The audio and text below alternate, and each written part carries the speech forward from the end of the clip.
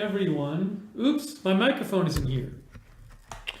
There it is. I ordered the mic arm, by the way, so next week will be Monday or Tuesday, maybe we'll be using the mic arm, but I have this mic here right now. Hello, everyone. We are live. It is Saturday night. Hello. Who do we have here? K Body is modding and AJ is modding. Thank you. Raven Riley is modding. Thank you. Rusty G is moderating. How you doing, Rusty? What's happening, Rusty G? What's up? Good to see you.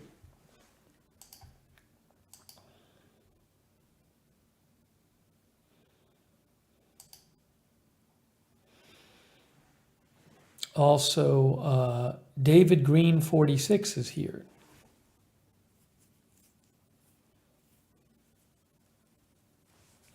Hello, David Green 46. Thank you for modding. The Gnome is here in Twitch. Hans Niskatuki is here. Akamo is here on Twitch. Thanks for being here.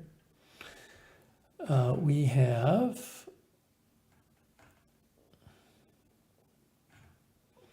J.K. Sinar, Dior, Sharon Heberling. Sharon, how are you? What's the latest with you? How are you doing? I hope you're doing all right. Rick Hoppy, good to see you. Rick Cruella, Dior, Alibaba, Janet Burnett, Angelina Knox, LP Cat Guy, K9 Striker, Doug Cahill, Kenro, Babs Bunny, who loves living in Florida, John 1948, the Apostle Steve, Dr. McRib, Polly, hey Polly, Mimi, Marty Hagwood is here. Hey Marty, JCC, Lynn Downey from Iowa, Terry D24, Carol HB, Paula Faust, Luann, Doug Cahill, Geraldine Carstensen, Lois Cox is here, hello. Jet Girl, Annie T, Wolf Howl. Chris Thompson, hello, Gossamer. Kuda Brown, William Cromer. Did I say AJ is here? AJ's modding, thank you. Pony Boy, Marissa Pugliese, Do Your Duty RN, LB.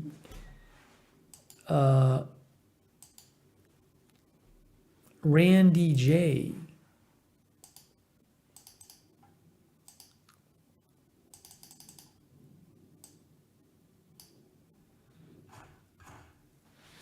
Good to see everybody. Access Through Christ is here. Sunshine is here. Paul Trewin is here. Joe South Oz is here. Dancing in the Sand is here. Texas Snack Pack is here. Hello, everyone. See, we started at a more normal hour tonight. Ooh, I just saw a Discord notification pop up. Was that from before, though? Oh, no, that was from before. That was from before.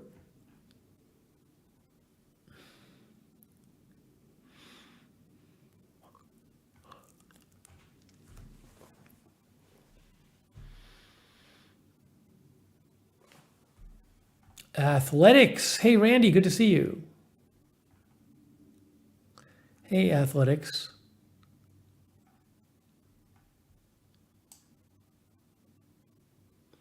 Joanna77 says Sharon had surgery on her arm 2 weeks ago. It was broken in two. Oh my gosh. Doctor said she now has half a Home Depot in her arm. Oh no. I hope you're feeling better, Sharon. Thanks, Joanna, for the update. Aaron McCune is here.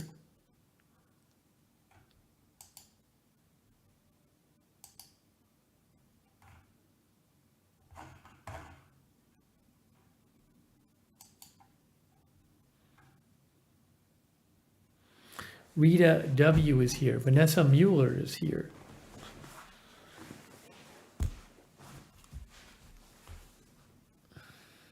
Sunshine is here.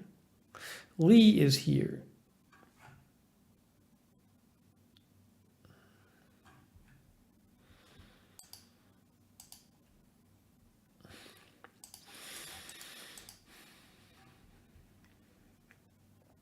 Diane Vanderlinden is here.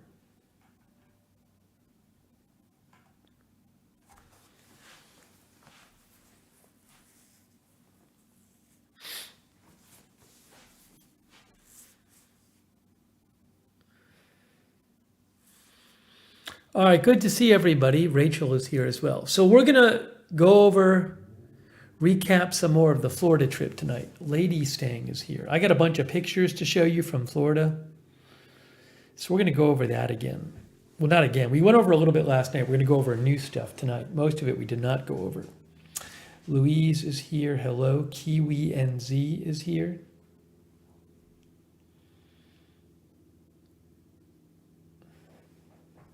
Theodore Johnson, NYY7. Nice crowd here. AJ had shrimp etouffee for dinner. I don't know what etouffee is. PZ Papa Zulu is here.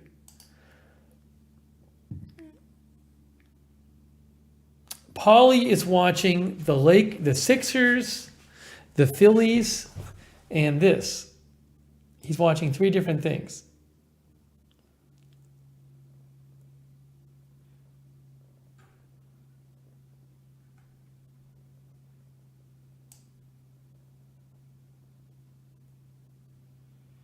What is shrimp etouffee?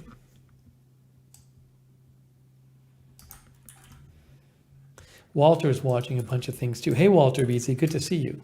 Shrimp etouffee.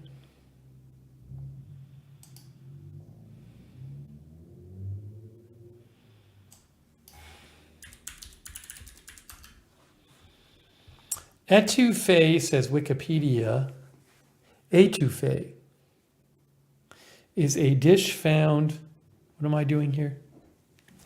In both Cajun and Creole cuisine, typically served with shellfish over rice. All right. All right. Hang on, I got to put an eye drop in.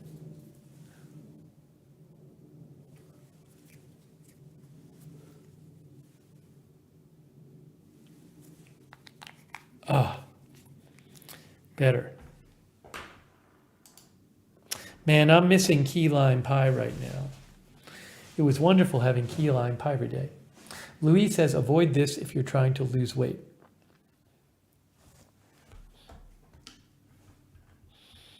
So again, welcome to everyone. Bubba Twitcher is here.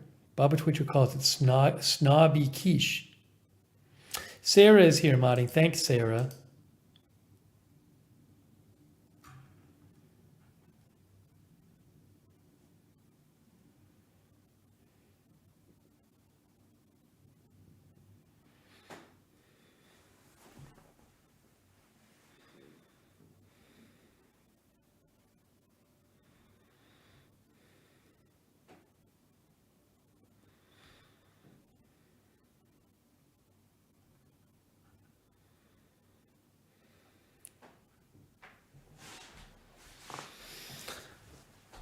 Yeah, Dior, we'll do some more cooking on the air soon. Linda Forsyth is here. Hello. Mark French is here. Watching hockey, football, and Diamond League track and field. Leslie Lady Hawk's Coloring Cave is here. Janet says, let's make a pie together. Maybe one day.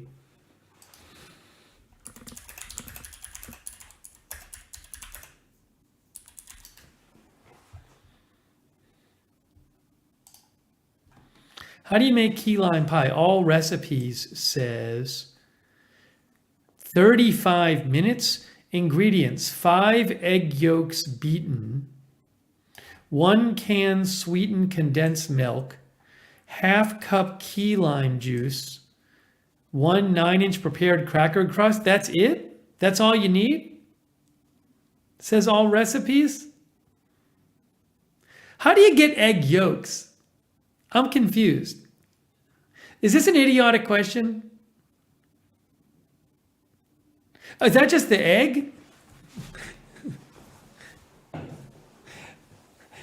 I'm really stupid. But like, are you just cracking the egg basically? Is that what it means? I think of the yolk as like that solid yellow part.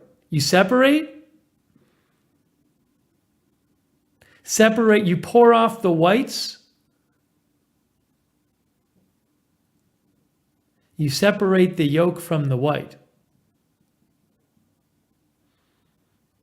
Kay says, I use all the eggs. All right, well, I've never done that before.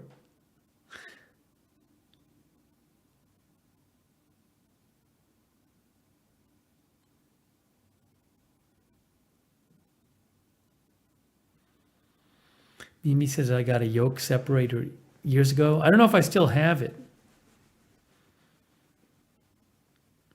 I've never done that. I've never separated the yolk. Hold on, I'm going to show you what that recipe says.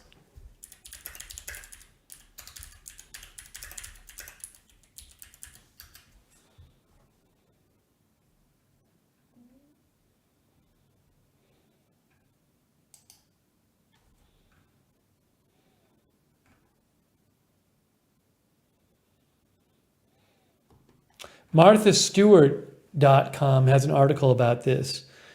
Perhaps the most widely known and straightforward method for separating eggs involves tilting the yolk back and forth between the two halves of the eggshells and allowing the whites to drip into a bowl below.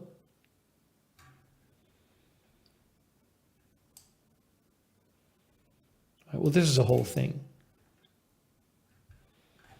Then web restaurant store, how to separate egg whites. See, it's like it's doing this thing. All right. Well, anyways, I've never done that before. Separating with a funnel, with the shell. Oh my gosh.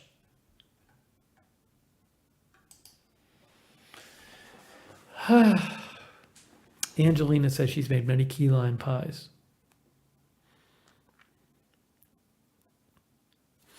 Okay, so supposedly all recipe says you need 5 egg yolks beaten. That's not too hard. A 14-ounce can of sweetened condensed milk. Well, that's not too hard. Half cup of key lime juice. I mean, I can just buy that. And a 9-inch prepared graham cracker crust. I mean, I can buy all these things. Preheat the oven to 375. Well, that's doable. Combine the sweetened condensed milk, key lime juice, and egg yolks in a large bowl and mix well. I mean, I can do that. Pour mixture into the crust. Bake until the filling is set, about 15 minutes. I can do this. I can do this recipe. All right, so basically what I need to get at the grocery is eggs, a can of sweetened condensed milk, some key lime juice. Do they sell key lime juice at the Squeeze Fresh Key Limes? I don't think I'm going to bother doing that right now. Do they sell key lime juice at a regular grocery? And a 9-inch prepared graham cracker crust. Marty says, if I can bake one, anyone can. Rachel says it's harder than it looks. Well, I think it might be a problem for me to separate the egg yolks. Hey, Thorn Ravenstar is here. Good to see you, Thorn. What's going on, Thorn? Belinda Elisa is here. Yeah, I'm guessing there's more complicated ways of doing this, but I am not good at baking, so.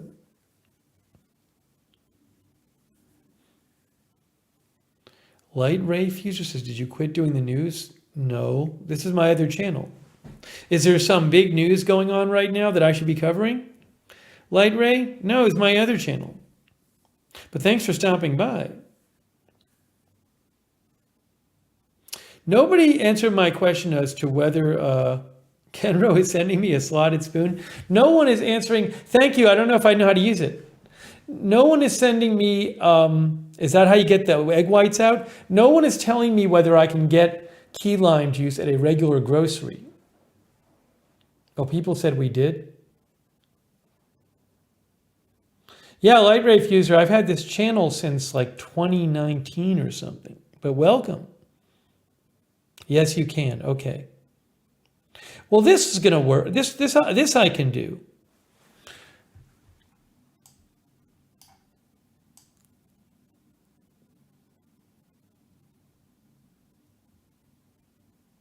Now, when you throw this in the oven, do you even need to put this on anything? Because this is a stupid question, but the graham cracker crust comes like in tinfoil or something. So do you, I mean, I have an oven tray, but do you not even use the oven tray? Do you literally just throw that into the oven?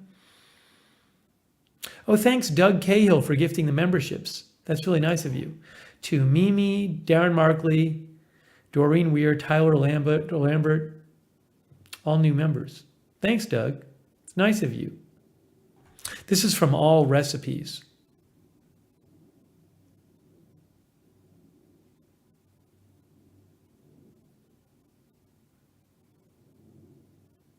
Okay.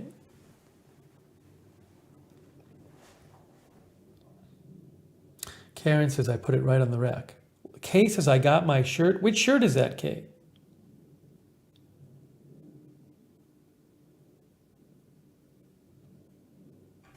Okay, so I'm going to try this. I need to go to the grocery soon anyway.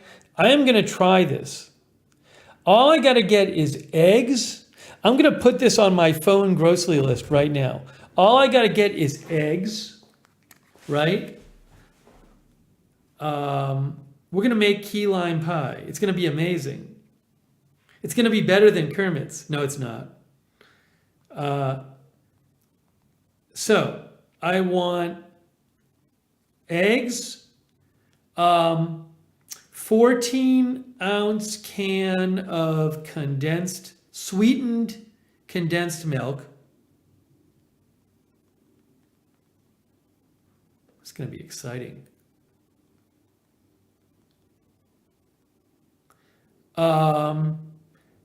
Half cup of key lime juice and 9-inch prepared graham cracker crust. All right, well, it's 4 things. It's only 4 things. Oh, thanks, Painting Services by Steve. Painting Services by Steve says you can make this pie blindfolded. It is that easy. Well, I don't know if it's going to be easy for me. I don't know how to separate the egg whites or the egg yolks. Hey, thanks, Captain Chris 1220. So nice of you. Thanks, Captain Chris. And Joe South Oz, thank you. What is a graham cracker?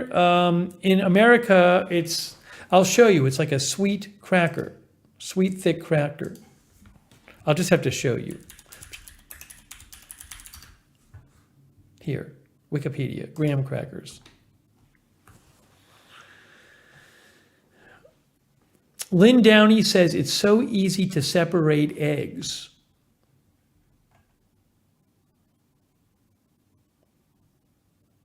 I'm not even gonna get it on Amazon. I'm just gonna go. I gotta go to the grocery anyway. Hey, Alfredo Gonzalez here. Hey, Alfredo, how you doing, Alfredo? Org 3D is here. No, we're gonna do it. I gotta go to the grocery soon, so I'll pick up stuff at the grocery, and then I'll do it. We'll do it really soon. Oh, Kay got her blue member shirt. There you go. Yeah, I will. We'll do it live on a stream. We'll do a cooking stream. Lego Coin is here. Polly says they used to call me Sweet Graham Cracker years ago. That was some summer. Marty Hagwood, so generous. Oh my gosh. Marty just gave 50 memberships. Jeez. Look at all these new members. Babs Bunny, Alfredo Gonzalez, Nan B,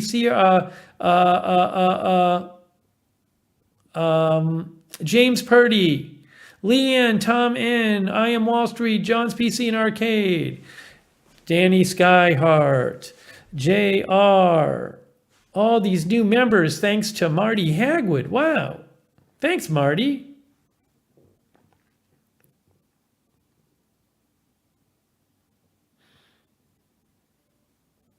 By the way, if you want to receive a gift membership at some point, you need to turn it on in your account. The mods can tell you how to do that. We're talking about YouTube. These are YouTube memberships. Gardening with Susie TLC is here. Lego Coin says there's a plastic separator, or you can rock back and forth for the yolk in the 2 eggshell halves. Dancing in the Sand says there's a key lime juice called Famous Key West Key Lime Juice Famous Key West lime juice in the grocery.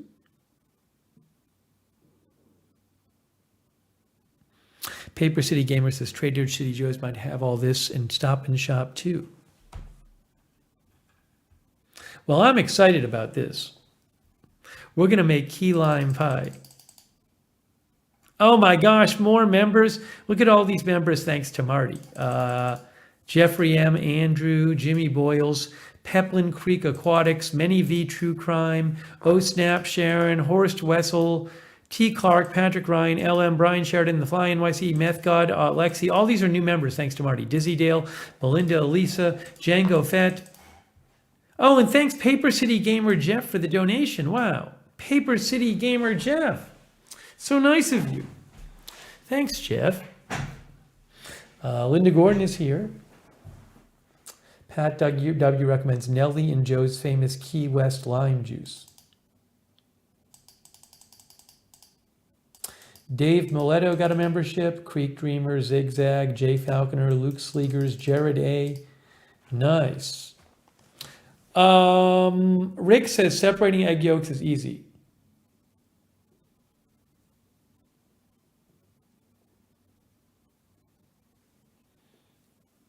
Kay says you can use cream cheese, sweetened condensed milk instead of eggs too. Well, I'll just use the eggs. I'm just gonna get the eggs.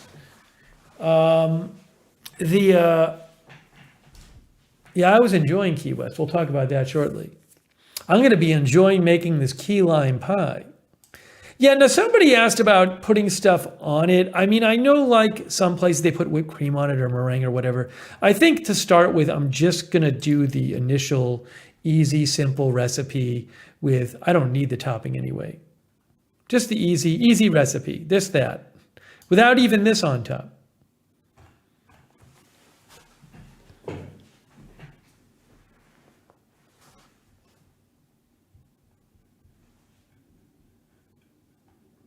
Cool Whip. I mean, I love it. I don't even need the calories for this. So I want to try to go as simple as possible.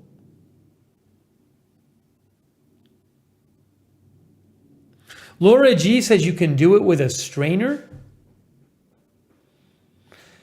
Can you do it with a strainer?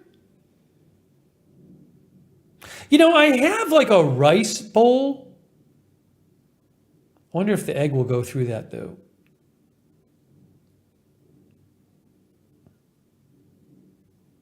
People are saying it's not that hard.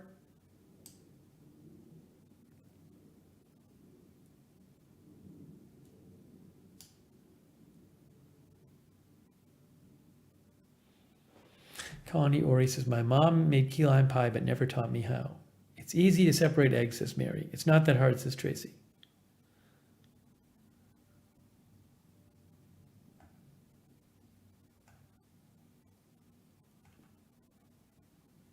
Twitter paid it, got a membership. Snug with Pug got a membership from Marty. Rooter Gal is here. That's going to be fun.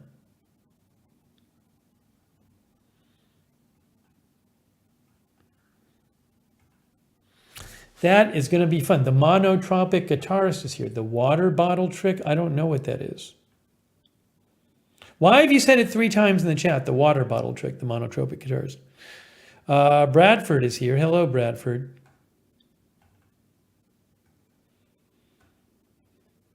Is Susan Stater not feeling well? I hope she feels better.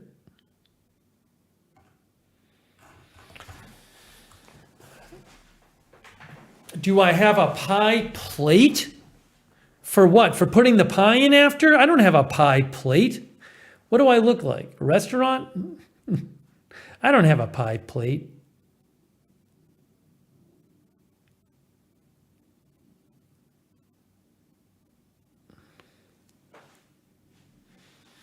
Aaron says, I just separate it using my hands.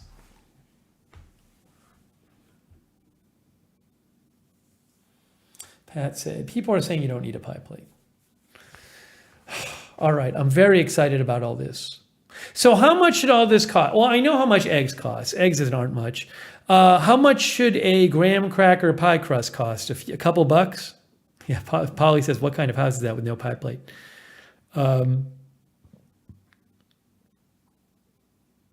Linda says, break the shell and only let the whites drip down. You may have to move the yolk from one shell to another shell. I mean, if I get to, Pat thinks $10 total. The condensed milk isn't that much, and the key lime juice isn't that much.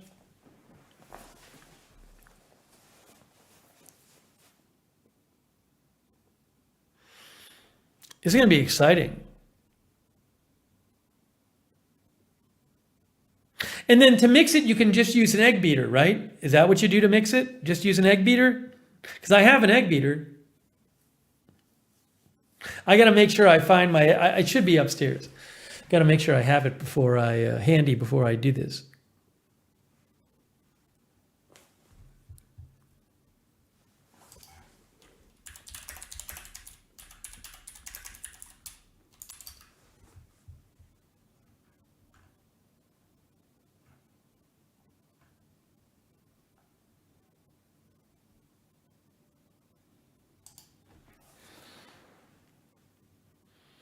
So the Spruce Eats says how to separate eggs. And what they say is place 2 bowls in front of you, crack an egg, split the shell in half, carefully cup the yolk in one half of the shell and simply allow the white to drain in the bowl below. Tip the yolk into the empty half of the shell.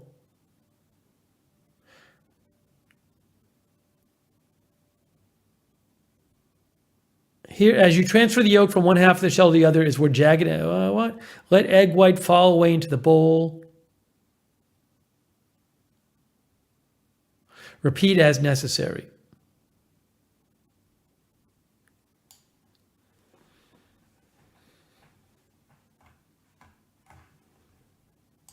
I'll post that. All right.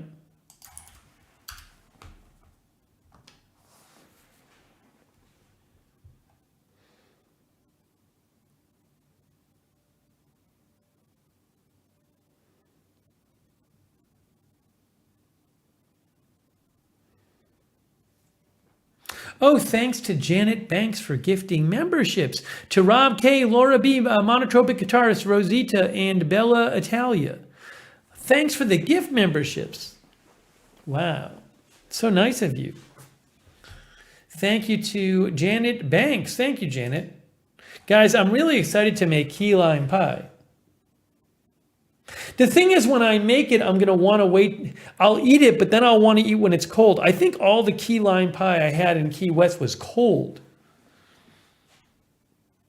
How long does it take once you make it for it to like settle down or whatever? The recipe says you put it into the crust, you bake it for 15 minutes. Wait, you bake it for 15 minutes. Allow to cool completely before slicing. Rooter Gal is here. Tom says use heavy cream and sugar instead of sweet condensed milk. Maybe if I make a second one. I think for the first one I'm gonna stick with the recipe. Yeah, how long after I take it out of the oven will it take to cool? 3 hours in the refrigerator? I have to wait 3 hours to eat it? What do? Do you just leave it on the counter or do you put it in the fridge? They don't say that. Angelina says, I don't bake mine. After it cools, put it in the fridge. Thank you, Janet Burnett, for the memberships. Janet gave memberships to Mark T, Barb V, Chelsea Ritchie, Mark P, and N4RU. Thank you, Janet Burnett. So nice of you. More memberships.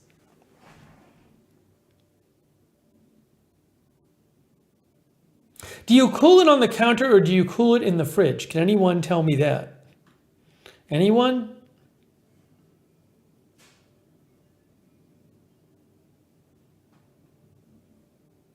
Both? Overnight is first counter, then fridge?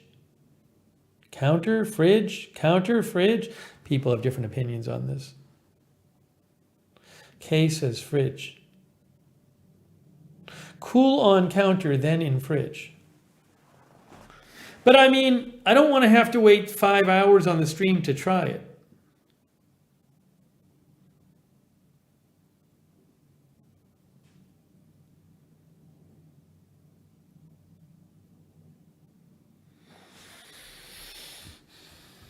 The recipe doesn't say anything. It says allow to cool completely before slicing. That's all the recipe says. Yeah, I think cool on counter and then put in fridge. KingArthurBaking.com says allow it to cool completely on a rack before serving. This will take at least a couple of hours.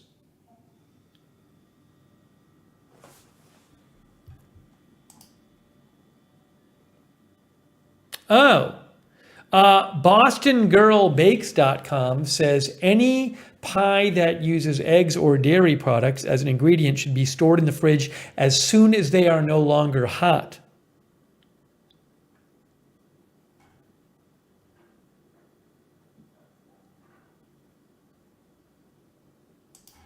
Bon Appetit says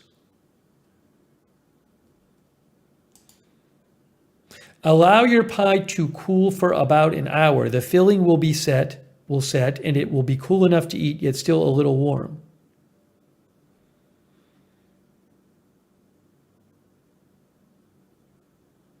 So basically what I can do, it sounds like what I can do is you got to let it warm down a bit on the counter. And then after that, you put it in the fridge. So, I mean, when we do the stream, I can try it. And then, like the next stream, I'll try it. I mean, I'll have a bunch of pie left. And the next stream, I'll just try it after it's been in the fridge for a while. Right?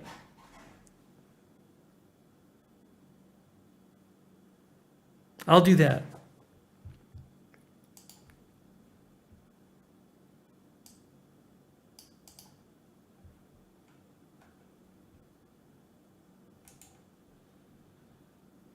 That sounds good. Dancing in the Sand says, good plan. Lego Coin says, yes, see what you like the best. Lego Coin says, counter until able to touch the pan, then fridge.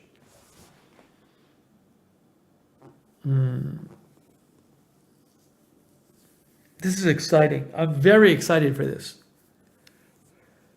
I'm so excited. Darren Markley is here. Hey, Darren. John says, can go bad if not refrigerated. All right, we're going to make key lime pie. Hooray. I hope I don't mess it up.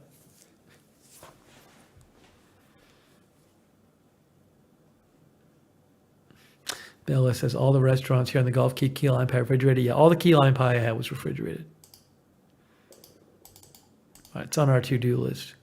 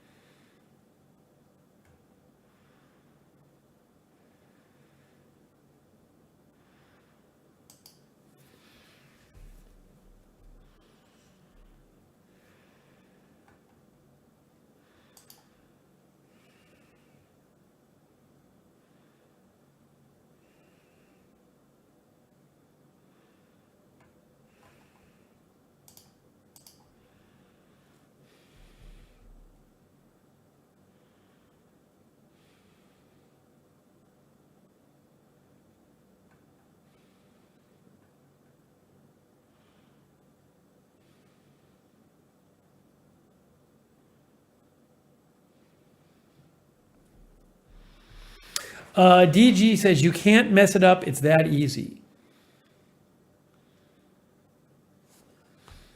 Choux pastry? I don't know what that is.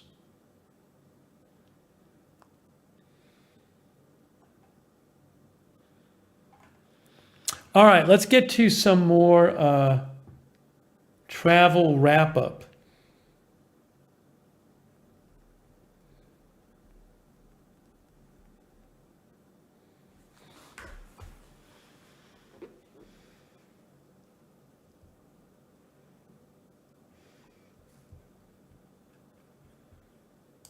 Let's do that.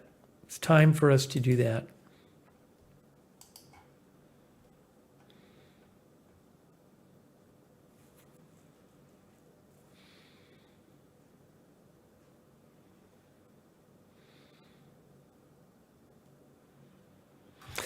The recipe is here. It's pretty simple that I'm looking at, the all recipes recipe.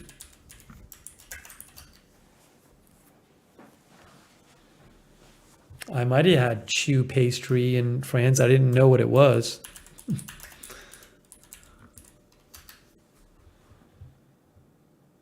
Oh, it's like a profiterole. Choux pastry ball. It's a delicate pastry dough used many pastries. All right, I'm not going to worry about this now. We're getting off topic. We're getting off topic. We're getting too far off topic. We got to get focused. Let's focus. Let's focus here. Let's focus. We got to get back to the talking about the trip. We haven't talked about the trip at all.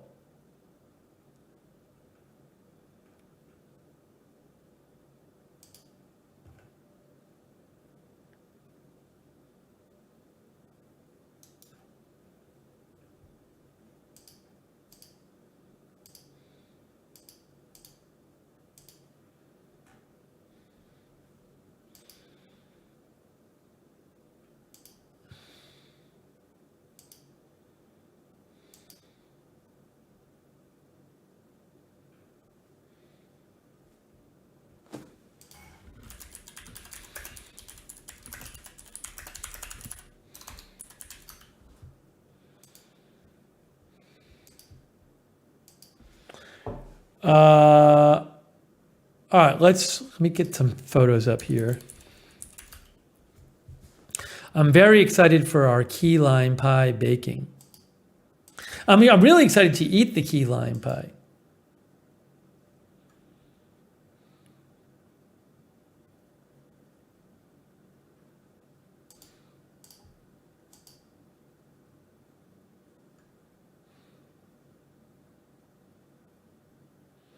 Mary DeFore is here. Okay, so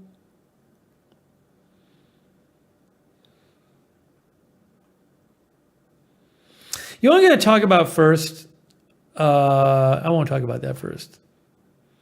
Let's do Key West stuff first, then before Miami.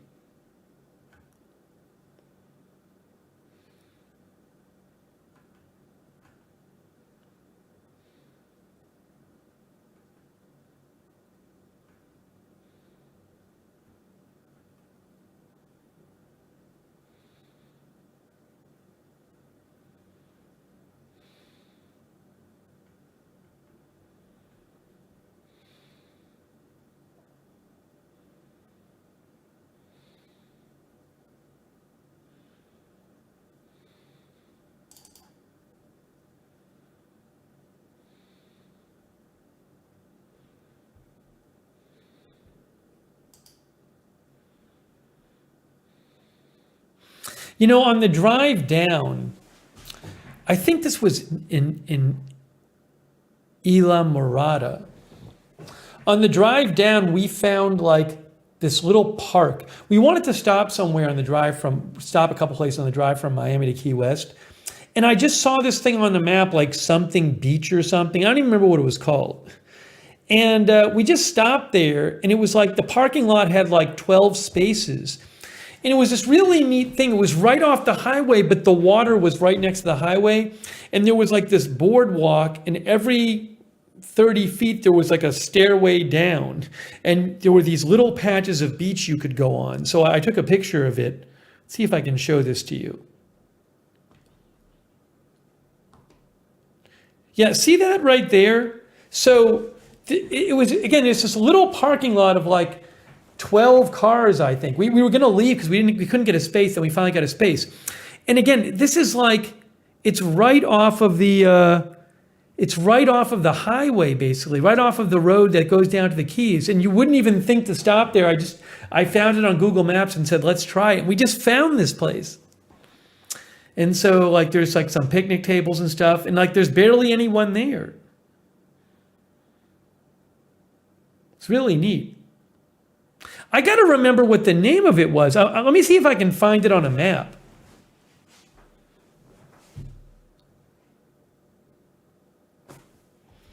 I wonder if I have the name of it. Gosh, it's so weird. I don't even think I took a picture of the sign.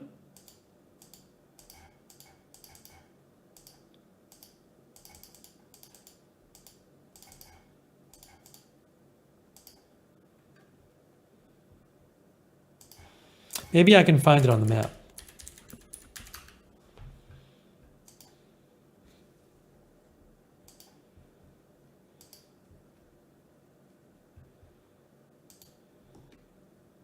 So there's Isla Mirada. Is it like down here? It was like on the left side. It wasn't Tom's Beach, but it was like one of these things where it's like right on the side of the road. Beach? I don't see it there. I don't even know if I can find it. Why did I not write down the name of it? That was really dumb not to. Something beach. Where's the search? Maybe I can find it here.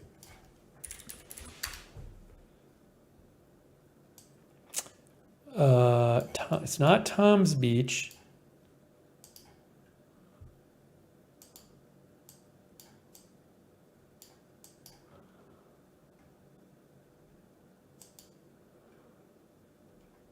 Wasn't Pineapple Beach, I don't think. Old Settlers Park. Anyways, if you're making the drive, it's probably further south. If you're making the drive, it can be worth just kind of like pulling off at some random place if you find it on the map and just giving it a shot. That's how we found it. We just gave this place a shot.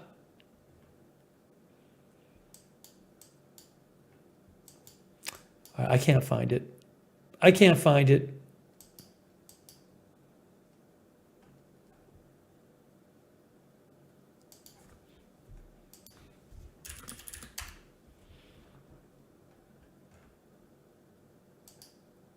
Sorry. I'll have to see if I can figure it out after. Anyway, I think it was before the 7 Mile Bridge, by the way. Search this area. Wasn't Coco Plum Beach.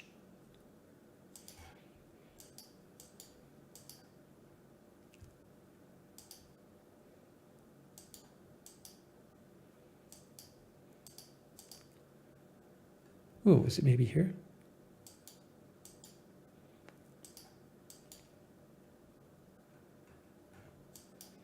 I'm so bad.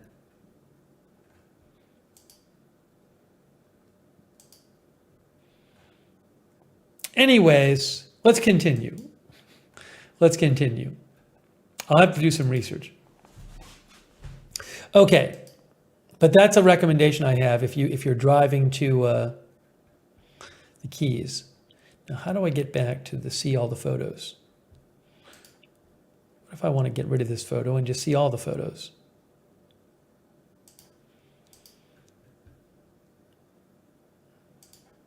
There we go.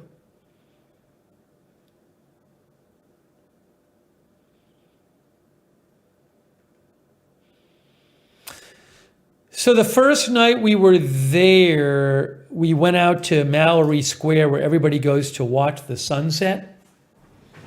I mean, we didn't go there every night, but I got some good pictures. Does the photo info tell you the location? It might actually. You know that? That photo might tell me the location. Let me go back and look. I didn't even think of it.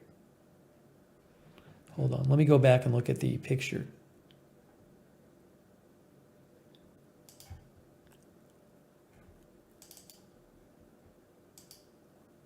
I found it.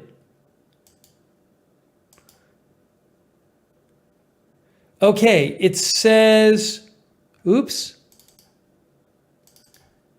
It's here. It's Ann's Beach Park, I think. I think it's Ann's Beach Park. You guys are a genius. Ann's Beach is La Mirada, Florida. That's it, I think. Ann's Beach. So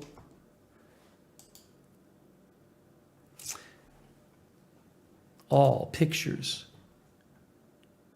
I think that's it.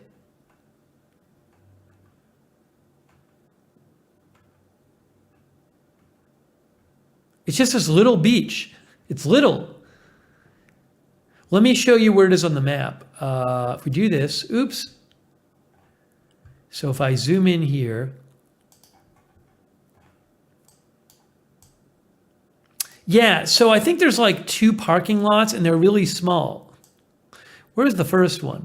I think that's the first one right there. I think that's the one we parked in, right here. Yes, that was the parking lot right there. That's the whole parking lot. Then there's like a smaller one on the other side of the beach. We parked in this lot right here, and it fits like 12 cars. And we were gonna leave because we couldn't find a space, and then we were like, then one car pulled out. That's the parking lot for it. And the road, that's the road. That's the road to the Keys, and it's right here. That's the parking lot. Good job, Chad. So you get out of your car and then you walk in here and you can't even see what's in here. But then in here is this walkway where the walkway goes down here and there's just like little beach and you just can get off at certain points and it's not big. Just this little beach. And then there's the other parking lot which fits like 6 cars. That's it. That's the whole thing. It's really neat. And people can't see you from the road or anything. It's public. It's a public beach. Little hidden gem. So they should put this. Travel bloggers should put this in their videos. I got to review it. There's a bunch of stuff I went to and I haven't reviewed. I really got to take some time and review stuff from my trip.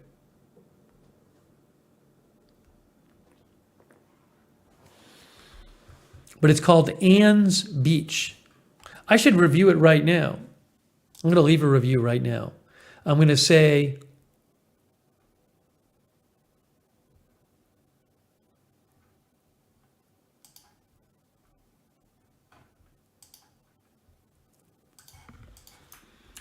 really cool little beach just off the road to the Keys.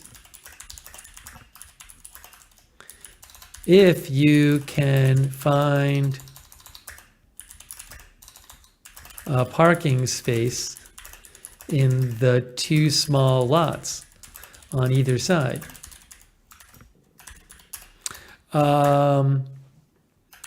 You walk on this boardwalk and every 20 yards or so there's a staircase to go down to a little spot of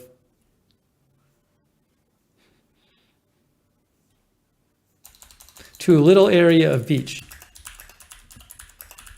where you and your friends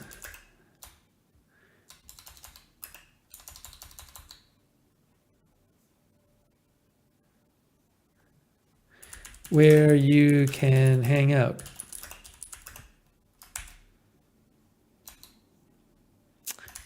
And the other beach spots can't see your beach spot, and vice versa.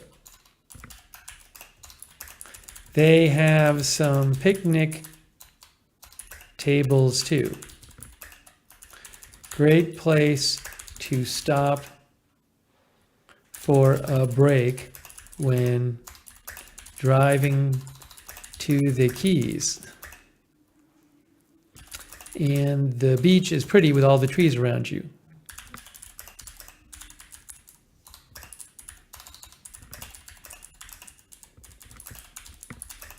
Okay, I did it. I left my review.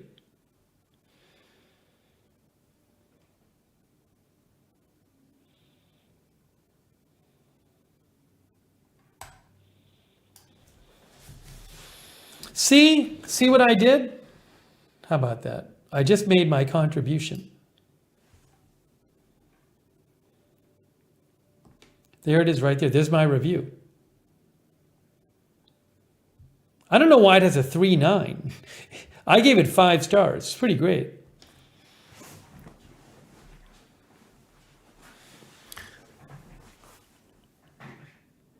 Anyways, if you're driving down the Keys, you should stop there. It's going to become too popular though. But again, all we did is I said on the map we should stop somewhere, and I just randomly picked it. I picked one beach before that, which was just a total disaster. Well, it wasn't just, we just stopped at this one beach and like there was nothing to see. So we just got back in our car. So it took like 2 minutes. But, you know, you can stop some random place and see what happens. That's how we found it. That's how we found it. Oh, hold on a second here.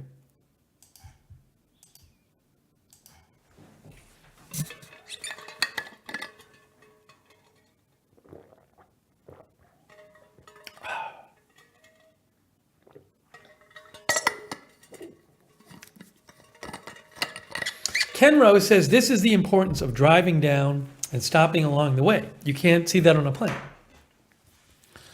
Oops, I have one, my lapel is turned in. Sorry about that. Has that been like that the whole stream? No one told me. Someone, this was in, I didn't even know. Just had my jacket on. Thanks for letting me know. I didn't even notice when I looked at myself on the screen. Well, now I know.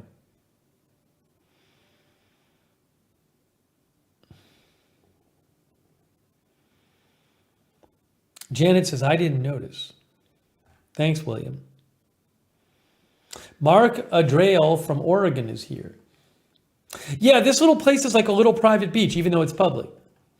Each of the areas, each of the beach areas is like your own little private location. But that's good to know. A lot of people said, hey, look at the photo info and you'll see where it was taken. Big Ball of Yarn is here. Hey, Big Ball of Yarn, what's going on? Thanks to our moderators, Sarah and David Green and Kay Body. Raven Riley. I'm getting notifications from Google Maps. Oh, someone liked my review. I think a couple of you guys commented on my review or liked my review. Okay, so that was neat before we got to Key West. And then I was going to show you guys when we got to Key West. One of the first things we did, we got there sort of at night. We did the sunset at Mallory Square where lots of people go. And I want to just show you, I took a couple good pictures. I took some good pictures.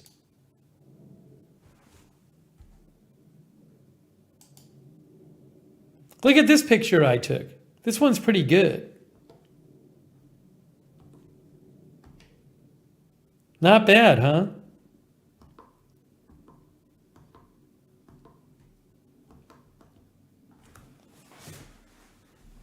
Stevie G from NL, hello.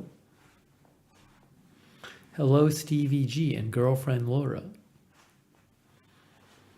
That was nice. I think it actually wasn't as orange as it came out in the picture. I think the picture made it look a little better than it actually was. I mean, it was pretty, but I don't think it was that orange. And then this next one, this looks good, but it's not. This was not as orange. So that's not as orange. It was not that orange. It was not that orange. But when I took the picture with my phone, the phone, I guess because it was pointed straight at the sun, came out that orange. But it was a nice picture. I mean, I did get the sailboat in front of the sun, but I don't want to mislead anyone. It was not that orange.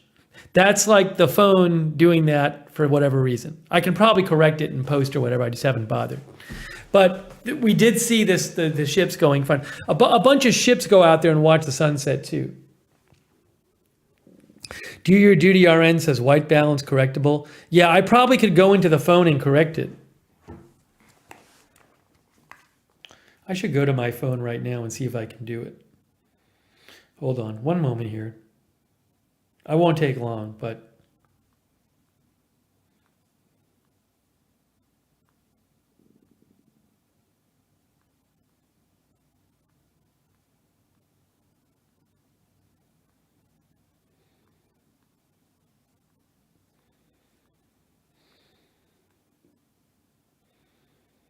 let's see if I can. I'm looking at one right now. Edit. Auto, no. Exposure. Brilliance. Where is the color one? Contrast, brightness, saturation, vibrance, warmth, tint. Is tint the one I want on to adjust it? Tint? I don't think that's the one.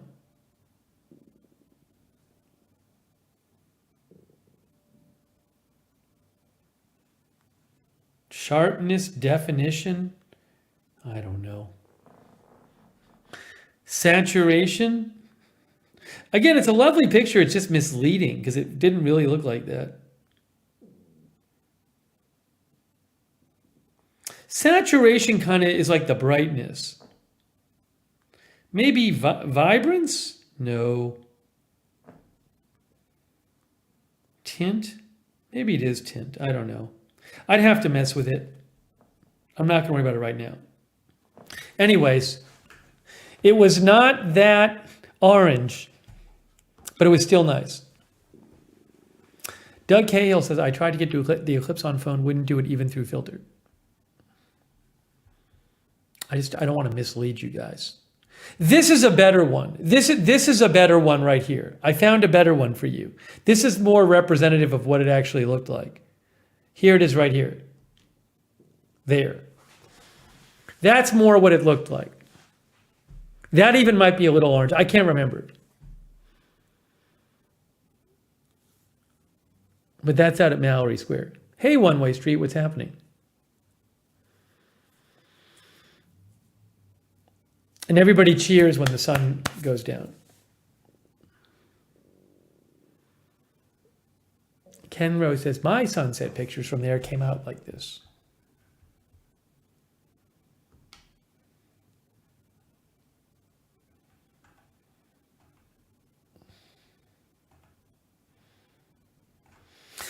I can always go try editing them later. I'm not going to worry about it right now. Great Googly Moogly is here. Okay, so that I wanted to show you. Oh, I have one more. I have one more for you guys. Look, I took this one. That's when the sun was going down.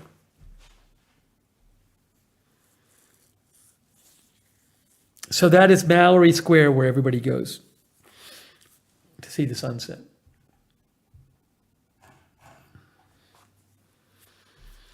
Okay. Hang on.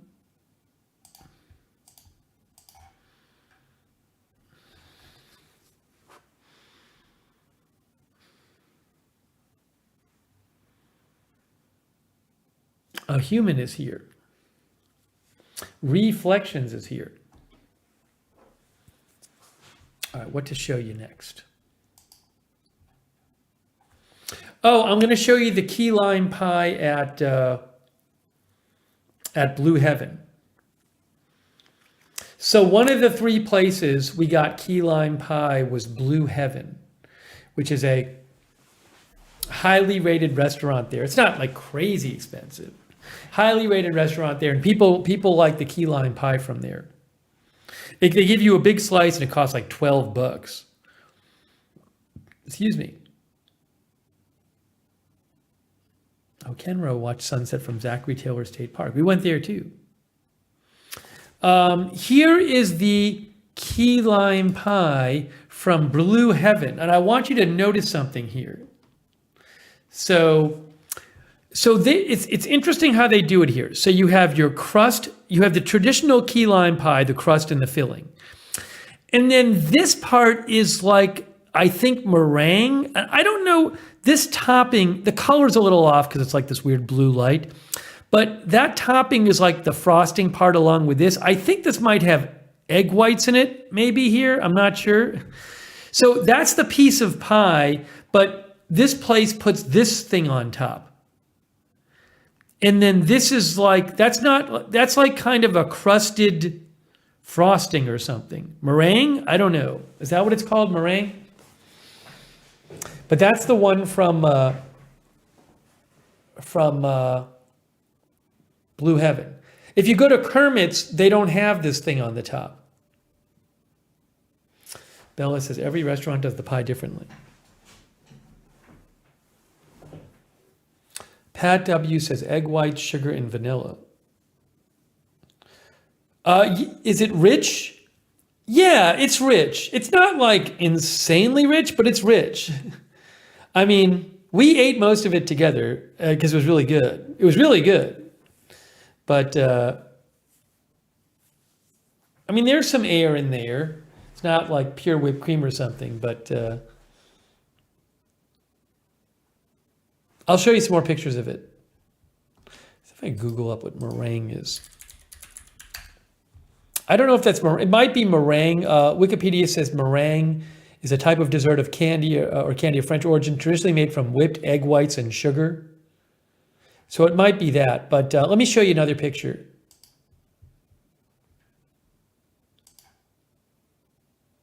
I mean, there's a different one of it on the plate right there.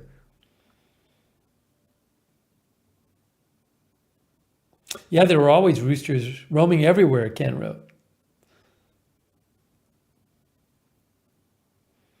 Carol HB says, looks beautiful and yummy. It's key lime pie at Blue Heaven.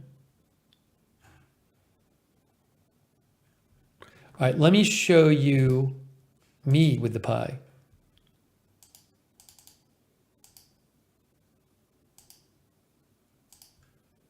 All right, here I am with the pie. So hold on. So there you can see the pie. It's a big slice. And again, you're getting all that stuff on the top that you don't get at some of the other places.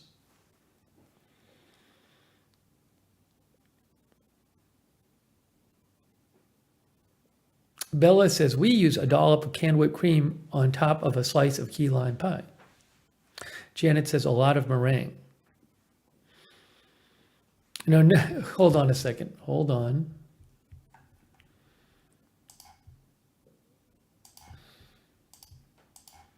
Craig can come back in a little while.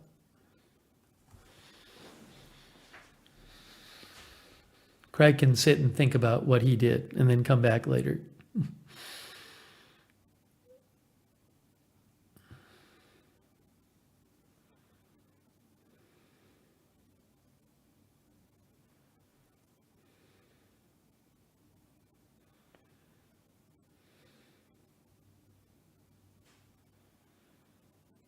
Yeah, the trip was great. I loved it.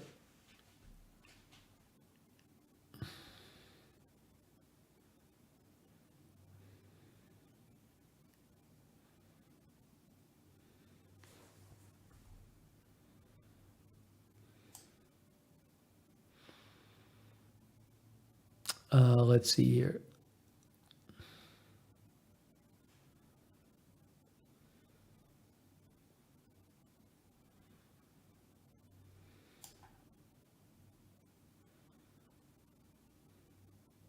Did I like it better than Paris? I mean, they're different trips. I mean, Paris is Paris. I really had a great time on the Florida trip. But I mean, Paris is kind of unique. All right, so Sandra says, how can you not love it when it's 70 or 80 degrees? I mean, the weather is amazing. It was really fun. Okay, so that was Blue Heaven, and it was really good. It was really good. It just wasn't as good as Kermit's. It was not as good as Kermit's.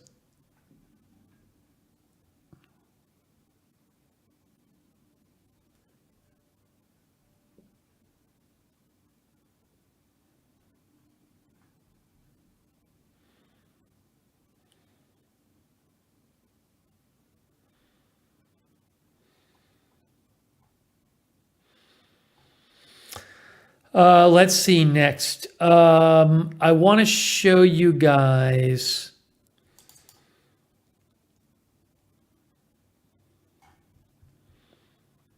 You know, some of the places they have there, they have some like really good like food truck places there. We went to a place called Marlin Cafe to get Cuban sandwiches. The best Cuban sandwiches I think I had on the entire trip, including Miami, were in Key West at a place called Marlin Cafe. And I want to show you that. See, it says Marlin Cafe here. It's a food truck. That's what it is. It's in like it's permanently next to this hotel, but it's a food truck. It's not like a restaurant. And we got a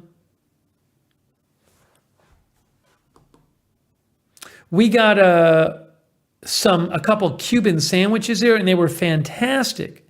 It was the best Cubans. I didn't go to Five Brothers, Thomas Kruger, so I don't know how that one is. But I had a number of them in Miami and Key West, and that was the best one. I'll show you a picture of it. But that was the best one. Here, look.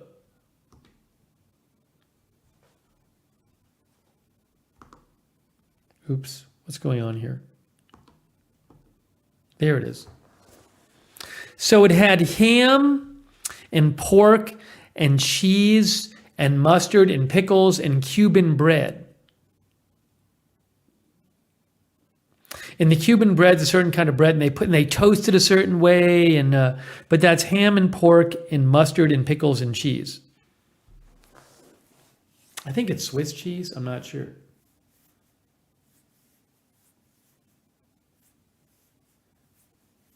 But that was the best one we had, and they put a lot of meat into it.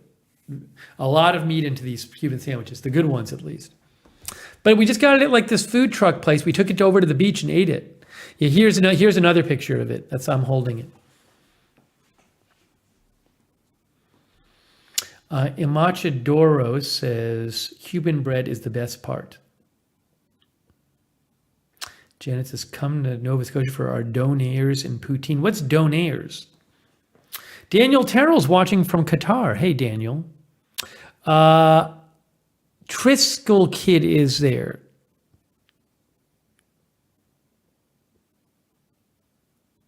Yeah, they do, as Darren said, they put it like in a press. It's a great way. It's something, it's very easy to pick up on the go, and it's like really, it's filling because it's a lot of food. But that was the best one I had in both cities. Raven Riley says, one of my favorite sandwiches.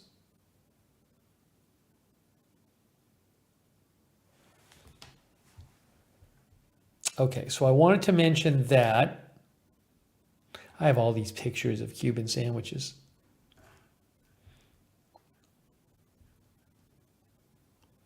God is my banner here. God is my banner says, Wikipedia says it's a variation of a ham and cheese sandwich.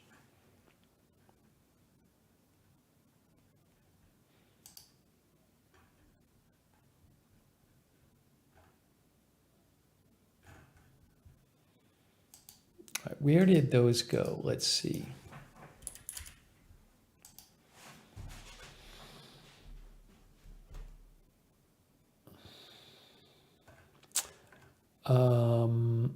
Were there many European tourists? I saw some tourists not speaking English. Most of the tourists I saw were speaking English. There were a bunch of people we heard, and we ran into some from Boston.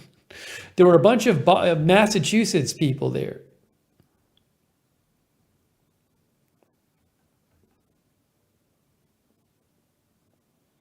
Oh, I want to tell you guys about dry Tortugas. That was really great. Sean TV, our viewer, who a lot of you know, he went there like last year. It was really cool. Hey, thanks to our new member, Mark Adrali. Thanks, Mark. Welcome.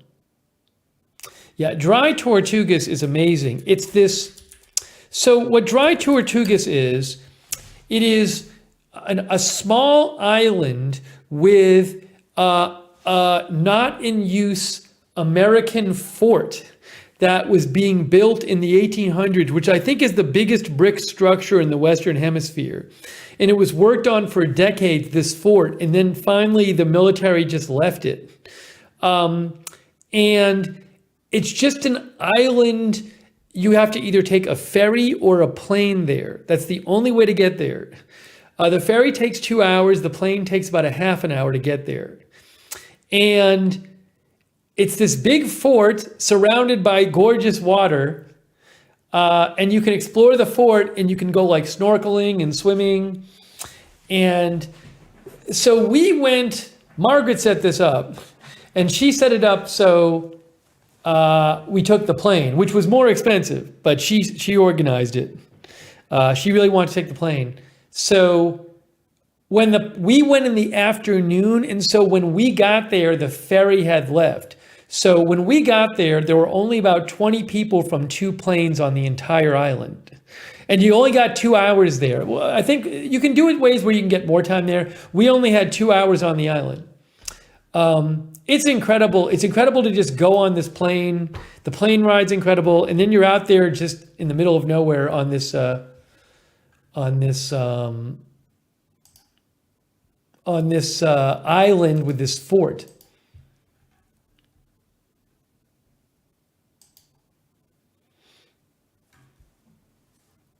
Where is, I want to show it to you guys.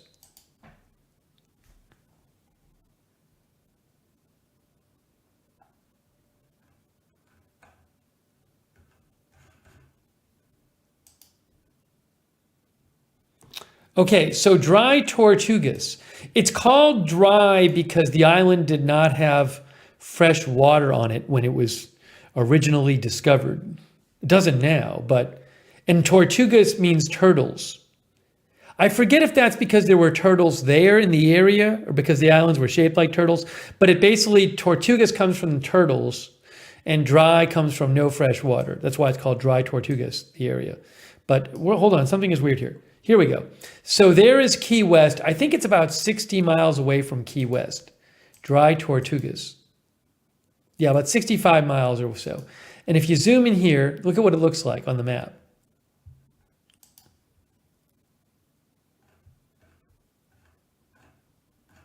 Oh, that's not right. Where's the island? Why can't I find it?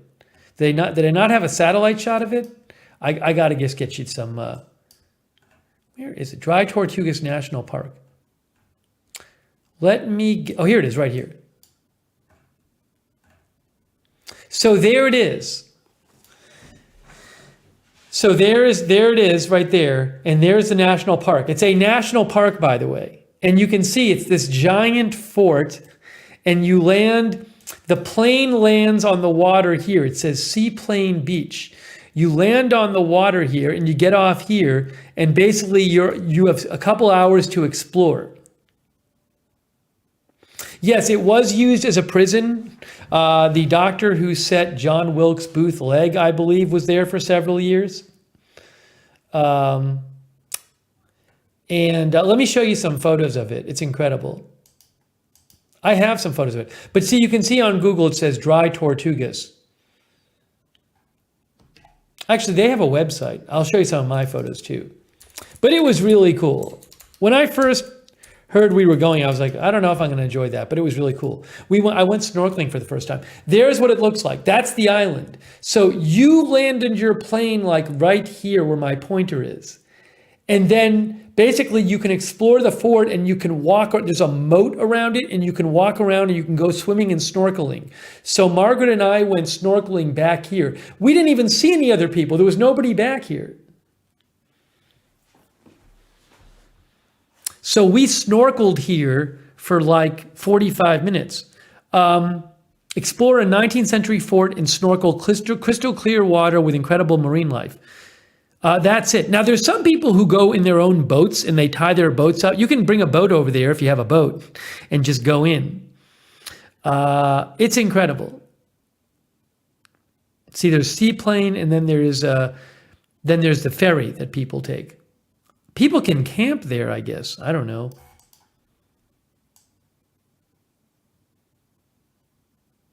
Snorkeling and swimming. Anyways, so I had never been snorkeling before. And when you go to the plane to get the plane, they say, do you want some free snorkeling gear that you can borrow and take with you? And I originally was like, no. And Margaret's like, oh, we should just take it. So we took it, and all it was is you got the things to put on your feet and the glasses, the goggles, and the thing the tube you breathe out of. That's it. So we got there and we tried it. It was so fun because I had never snorkeled before. I don't believe I snorkeled before. And you just go and you're there looking down to the water and you see all these fish. The fish are right near you and they're not swimming away from you. They just sit there a few feet away from you and you get to see all these cool fish that are just sitting there. It was awesome. Karen Griswold said that's all you need. Ken Rose says the water is so clear you can see the fish. Yeah, you can see right down to the bottom in the water. So it was really cool to do the snorkeling.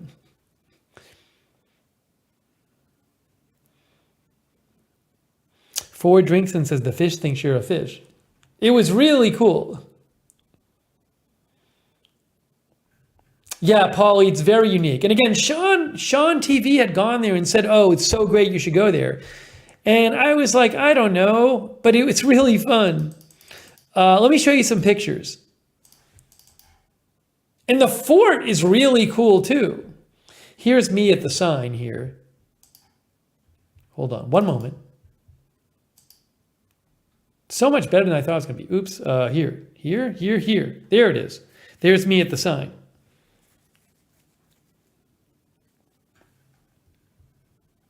At one point in like the 1800s, they had hundreds of people living at that fort. The fort was built near a strategic route, a shipping route and boat route. So the original, you might say, why did they put a fort out there? Because when they built the fort, it was a strategic area that they wanted to protect. And I guess a lot of boats were going right near there. There was some shipping lane or something right near there. You can read about it, but it was like an important area to have protected. So it's and the fort is still there. I mean, it was built in the 1800s, and it's still there, and it's enormous, and it's just weird that it's there.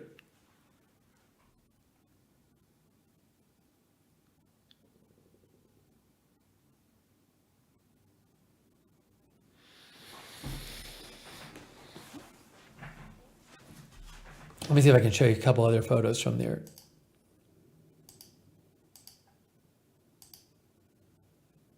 Yeah, so like this is behind it. So you can walk on this walkway all the way around it. That's all the way behind it. That's Margaret in the distance.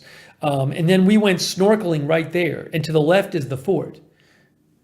Again, I think it's the biggest brick structure in the Western Hemisphere. And when we didn't know this, but when we went there in the afternoon, the ferry had left for the day. So like when we were back there, there was literally like not a human in sight. Once in a while, a person would come around, but there was very few people there. Susan says, I wonder how it fared over all the hurricanes. Must have had lots of repairs. They also had a problem with fresh water there. They had this system where they would collect the rainwater at the top of the fort, and they had a way of filtering the water to get fresh water from the rainwater. And they had like cisterns to keep the fresh water in. April Coco says, beautiful water. Yeah, it was really pretty, really pretty. Is it the furthest island that's part of Florida? That I don't know. I'll post, I'm going to post the link to the site. It's a national park. I'm posting a link to the site right now, the national park site, if you want to read about it. I just posted it. Yes, we did go to Fort Taylor. We'll get to that. We didn't go to the fort. We went to the beach at Fort Taylor on Key West Island. But do I have any other photos I want to show there? Oh my gosh. Paul G says, I love the bucket hat. I wear it all the time. You know, I probably should have bought the bucket hat with me to Florida. That was the time to wear it. Margaret said she wouldn't have liked it if I wore it there. Anyways, thank you. Hey, Paul G, that's so generous of you. Now it kind of got a little... Thanks to Paul G. Very nice of you. I'm glad you like it.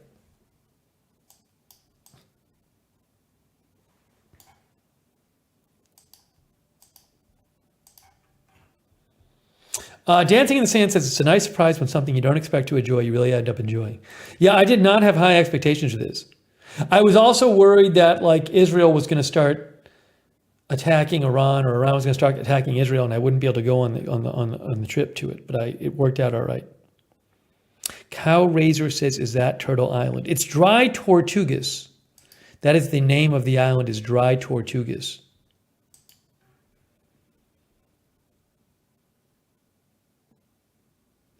Hex Zoo is here. Hello, Hex Zoo over there. And Marking5950 over there on Twitch. Trisky Kid on Twitch says, Cuban bread is so good. Yeah, as Mark H says, it's 68 miles west of Key West. Let's see what other pictures I have for you. Here I am. Look at, here I am. There I am. So that's behind the fort.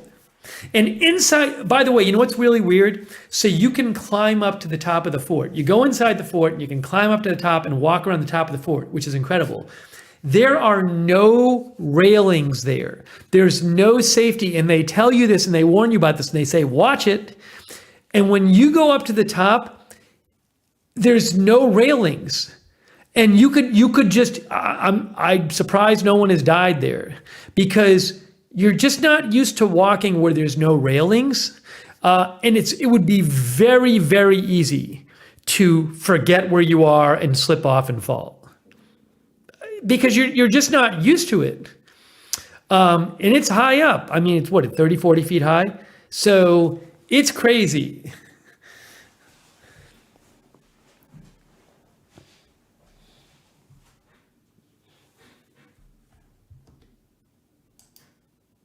Here's another one. See, that's looking a little further away. The fort's on the left and the water's on the right. It was a little unnerving, Rick. It was unnerving because I was like, man, if I wasn't paying attention a few seconds ago, I could have fallen off. You know, especially you could be like taking a picture or something and it's only a few steps. Kiki Glacier is here. Susan says, if those walls could talk, I mean, it's incredible that it's been there for so long. Still there. How long does the ferry take? I think the ferry takes a couple of hours, if not 3 hours. The ferry is 2 hours and 15 minutes. If you want to take the ferry. I don't know how much the ferry cost.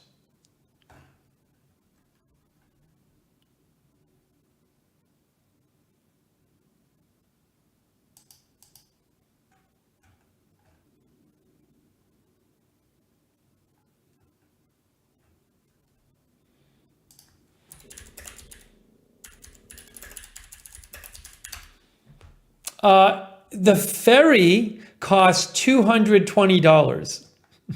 I didn't realize the ferry was that much. It's not a cheap trip.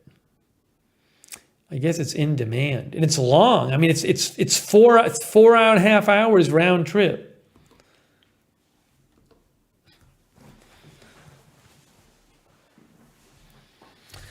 Yeah, it's expensive. It's expensive.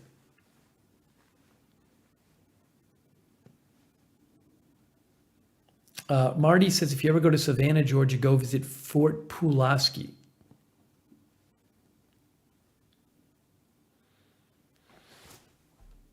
How many park rangers were there? I think there might have been 1 or 2 there, and there were a couple people working there, like doing construction.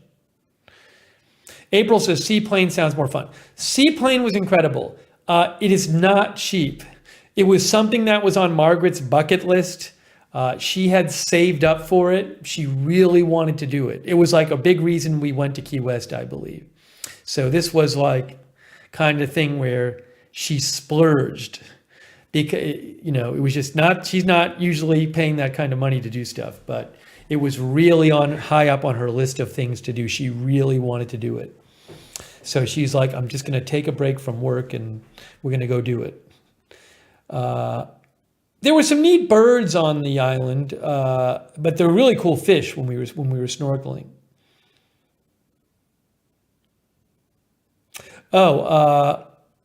God is my banner says the ferry site says breakfast and lunch included snorkel gear and 45-minute guided tour. I didn't even see that, so maybe that's true about the ferry. I didn't really read about it. You can look up Dry Tortugas Ferry if you want and get the information. They have a whole website about it. Luann says, so glad she got to fulfill that wish. It was really neat to see. Hold on, I'm going to show you guys. Oh, I made a video. Can I show you this? Hold on. What's in the video? No, I don't know if I want to show you this video. I don't think I'm going to show you. It's like me in a bathing suit. I'm shy. I don't think I'm going to show it to you. Sorry. I get to make the call.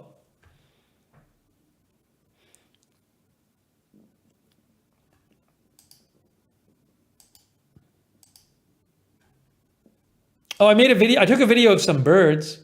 Here's a video of some birds on the island. They were all screaming. Look at all these guys. The haunting sounds of dry Tortugas.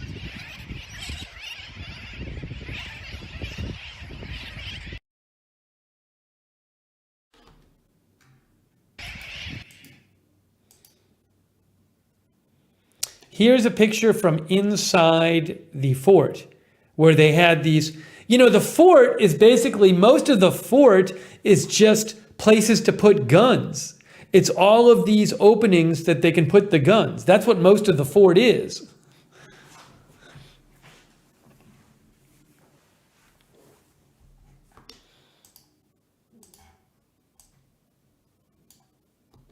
That's what it looks like inside now.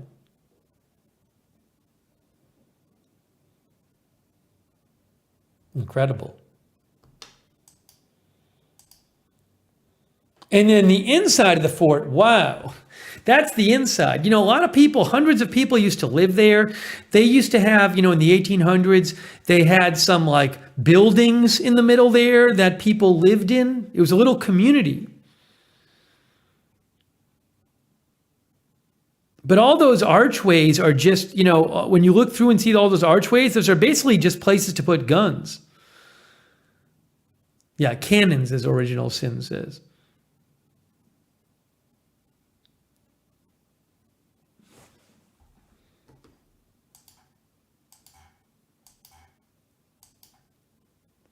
So this is another picture that's taken from the top. And it's really amazing when you're on top of it and you look down inside it. Lucky Minute says it floods and was not a good place to live. Yeah, there's people who lived there wrote about how some of the very difficult parts of living there. One of the doctor who was in prison there, the doctor who set John Wilkes Booth's leg, was there for several years and wrote stuff about how difficult it was there.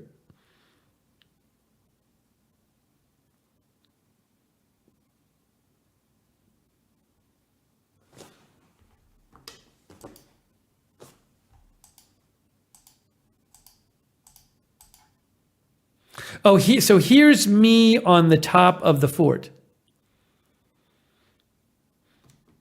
looking the other way. That's looking out away from the fort. Really pretty, though. Dr. Mudd, says Pat W. Exactly.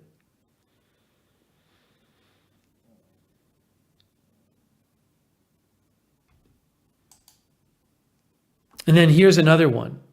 Again, there's no railings there. It's a straight drop if you fall off there. Back there is where we went snorkeling.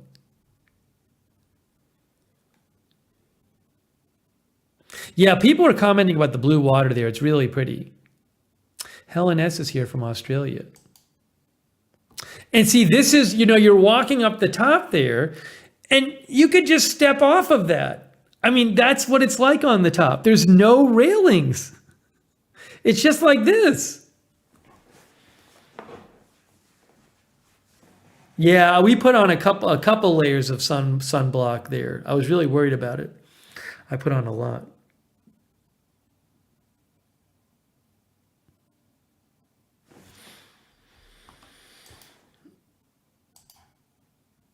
And then here's me with us. This is looking into the fort. And to repeat, all of these archways are just places they were put cannons. Four Drinks In says it's a lawsuit happening to Wade. I don't think it is, because they do tell you, they instruct you. I don't know about that, but they do. I'm not a legal expert, but they do instruct you. They say there's no railings. They tell you that before you go in there.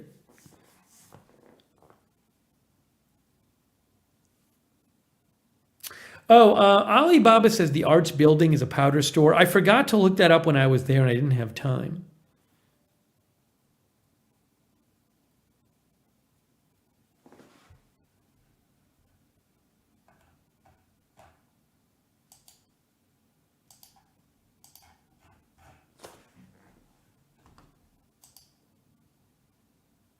Oh, I took a movie. Hold on. Can I show you this one?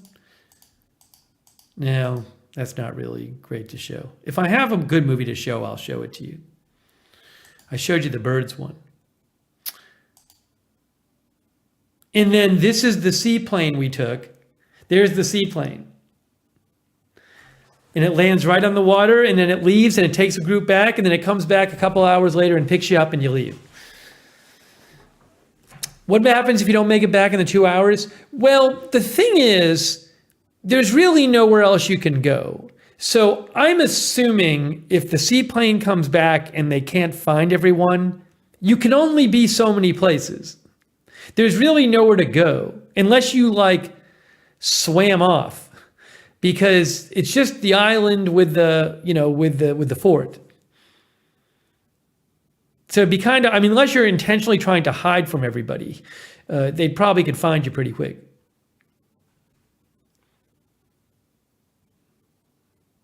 The pilot was really cool. He was flying the plane barefoot, but it seemed like he really knew what he was doing. He just, it seems like he did this route a lot. Yeah, if you're scared of flying, it's probably not for you.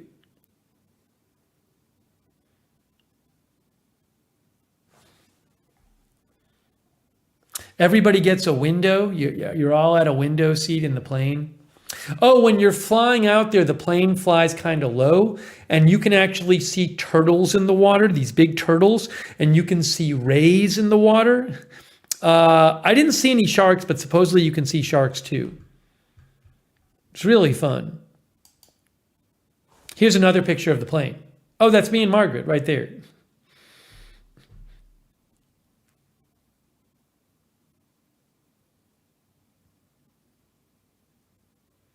Polly says, I'd get right on that plane, no problem. Do you have to step on the plane wing thing? To get on, you do.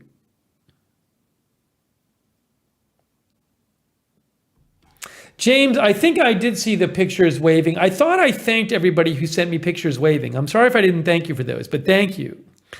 Yeah, I got the pictures people sent me of me waving on the bars from the webcam. Thank you. I appreciate it. It is a de Havilland plane. Is that how you pronounce it? Gas in the brain? The pilot said it's like a highly used seaplane, like a popular model or something. Gas in the brain says it looks like a de Havilland Beaver. It may have been one of these. May have been a de Havilland Beaver. I'm not sure. What does it feel like to land on the water? It doesn't really feel that different from landing on land. It just kind of, you bounce up a little bit and then it kind of slows down.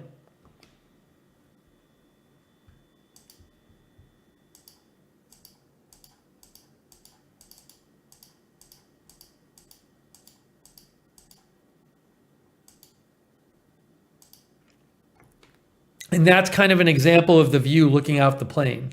And you can actually see things in the water. Like sometimes you see all these turtles swimming around. Oh, we saw some dolphins swimming around.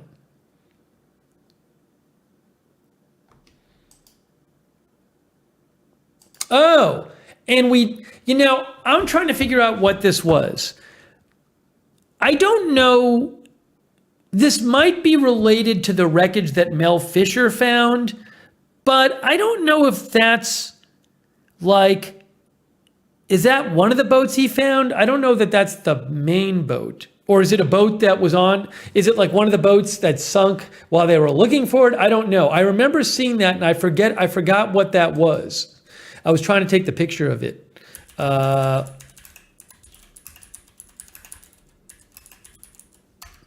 took it from the plane as it was flying by.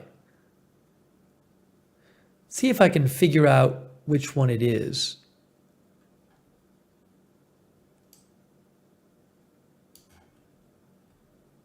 Was it a supply ship? Yes. Okay.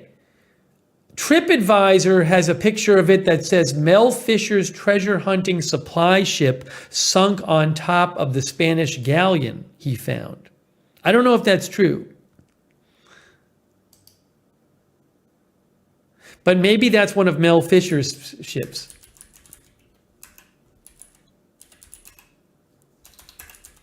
But that's from the plane. We took that flying by.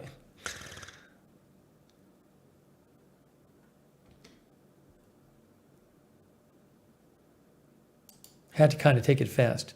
There's me and the pilot. That's our pilot, Joe. He was great. I have hat.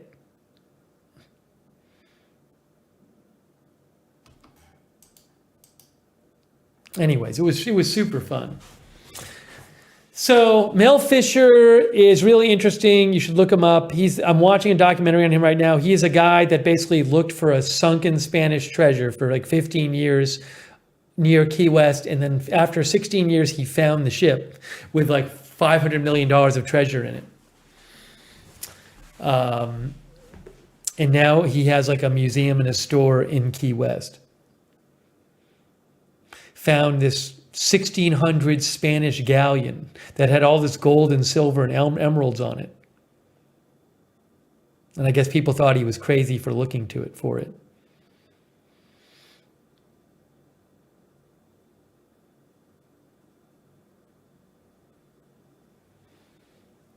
My next trip won't be back there because I just went, but I would certainly go back. Yeah, look up Mel Fisher, Melfisher. You'll find a bunch of stuff about him.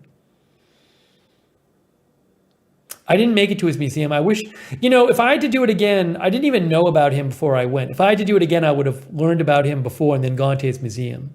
But maybe if I'm watching a documentary on him right now, maybe if I go back there, I'll go to the museum. Yeah, I mean, that's a tough, it's an expensive trip. It's not cheap to go to that island, the dry Tortugas, but it's really neat. It was a really neat experience. It was cool. I think that might have been the first national park I went to, believe it or not, which is crazy. Sandra Breedlove says, we've been 6 times. We was going every year. Thomas Kruger says, Mel used to say, today's the day, and one day that was true. He found the Atocha. 4 drinks in says, I'm trying to get my girlfriend to come with me. It's just so remote. That's the problem. That island is so remote. The park is so remote.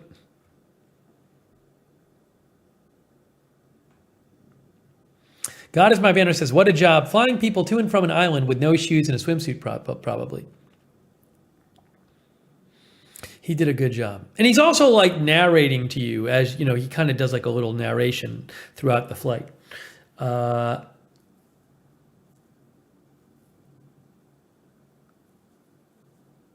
ZZ Fly says, Spirit Airlines is scary enough for me.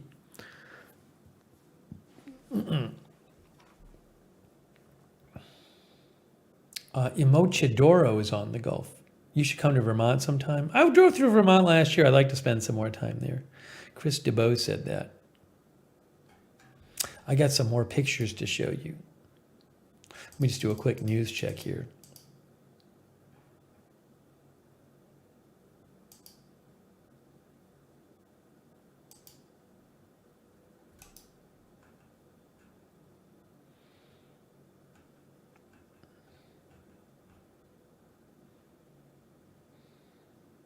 Ooh.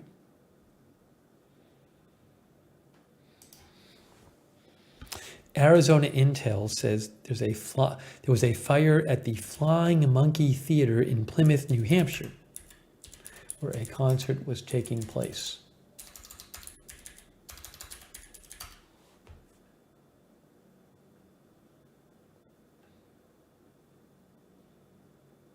In Plymouth, New Hampshire.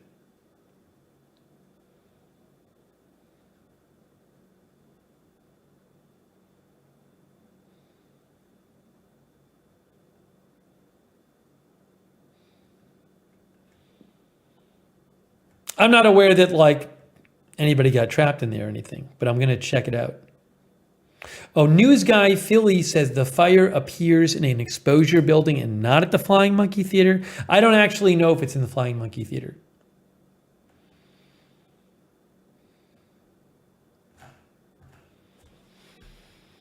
Somebody mentioned a scanner.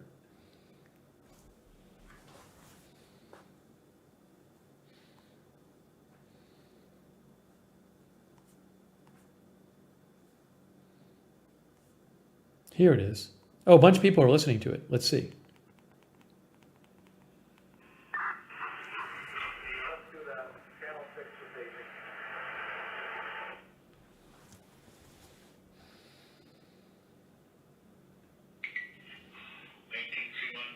Channel 6 for staging. All companies not on scene. Report to 30AC1 at the Town Common on Channel 6 for staging.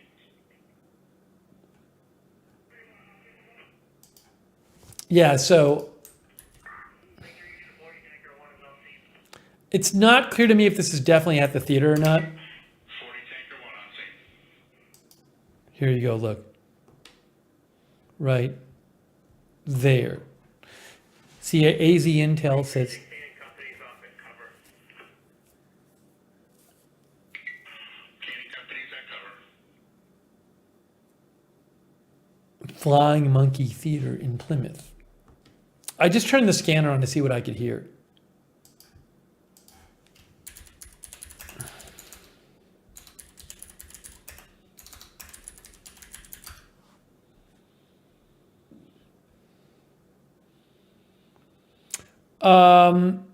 It is a movie theater. The Flying Monkey Theater is a movie theater, a vintage movie house.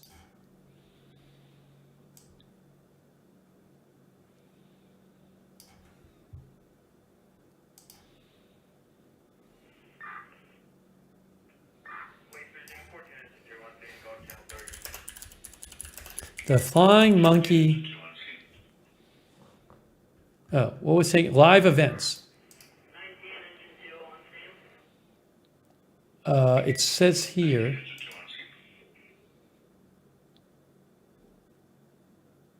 Oh, Foreigner's Journey was playing there tonight.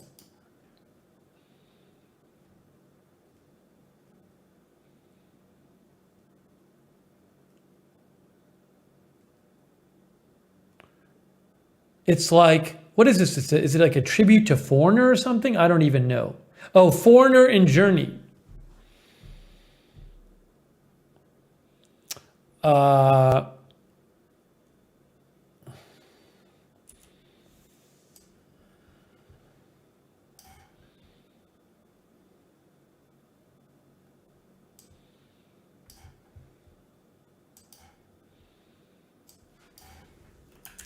There was a concert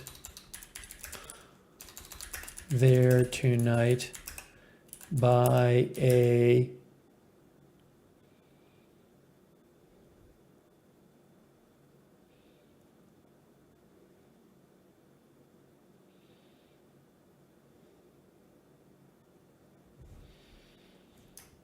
tribute band for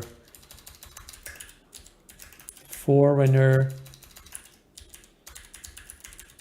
Journey. Wait, visiting 14 minutes to 1 service.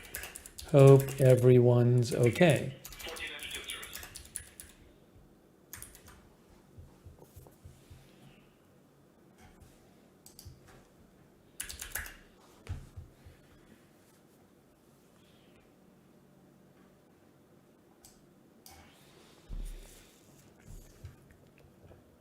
There's not much on the scanner, by the way. I have the scanner on for this. I think they might have gone to like a different channel because I've had the scanner on for like the last 5 minutes and I'm not really getting much new information.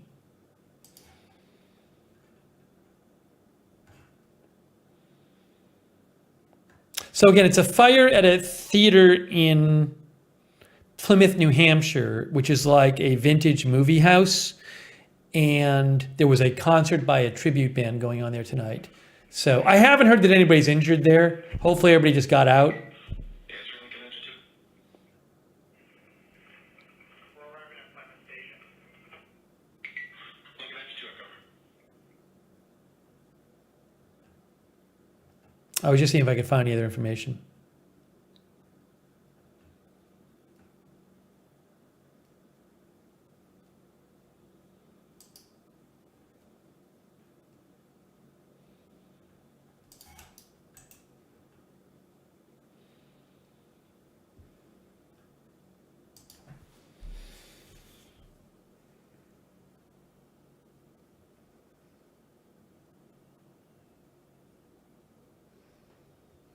Yeah, I'm not seeing anything else about it. Let's just hope everybody got out.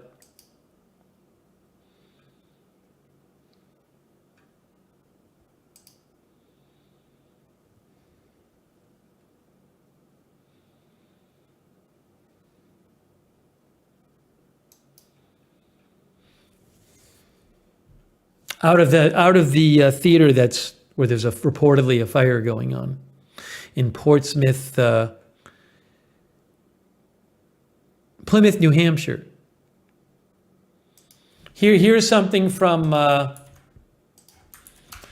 here's a report from NBC 10 Boston. A large fire has been burning at a building in Plymouth. A witness and images indicated it was at a concert venue.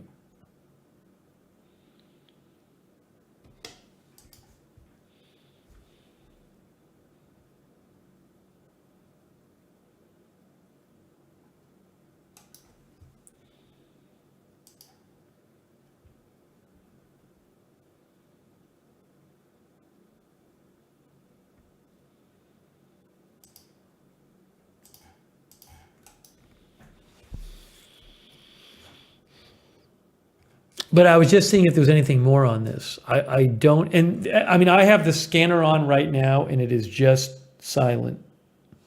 But let me check one other thing here.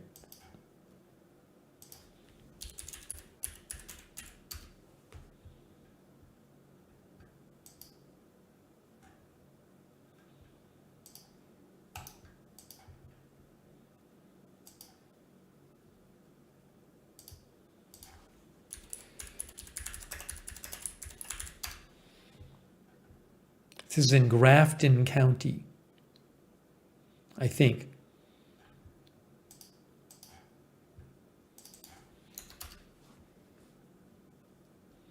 It's a rural. Plymouth has a population of 6,700, but they have a concert venue there. Can I get a scanner here? I don't think I have one here. Hold on. No.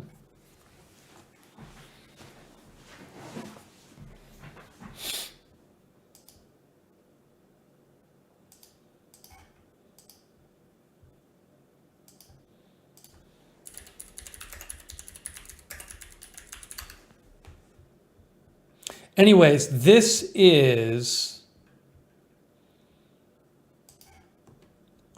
that's what the venue looks like on Google. Some Google photos. The Flying Monkey.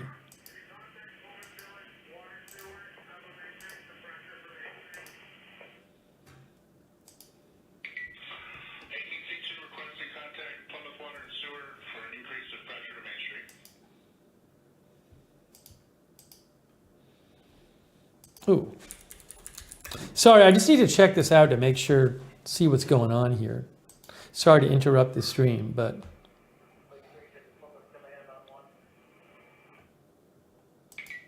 Answering Plymouth Command.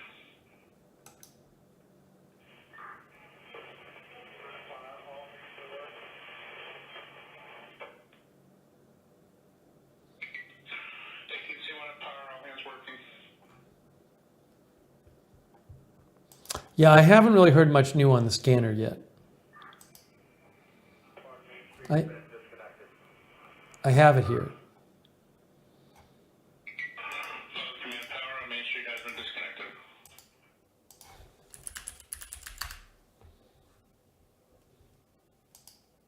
Kay says, I remember the station fire happening.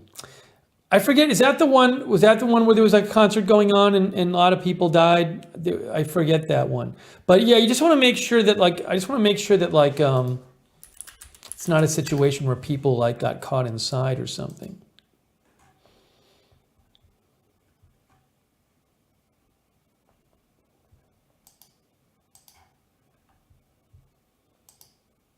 Hang on one second here.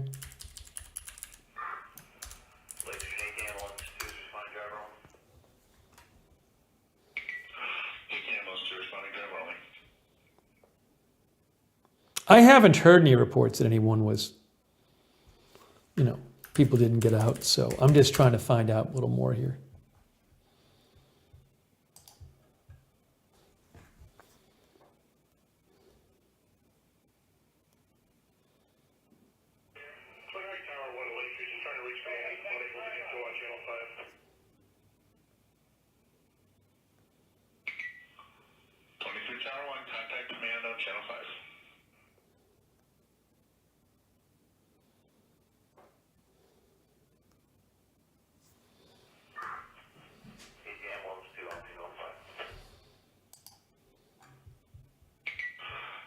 close to unseen staging is Channel 6.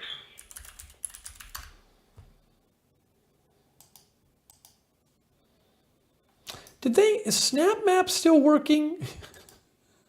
Because I just looked it up and I'm having a hard time finding it.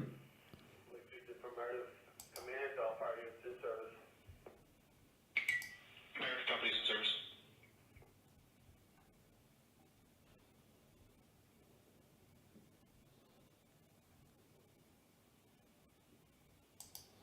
I'm just trying to find out something more. I'm just checking some different sites and stuff.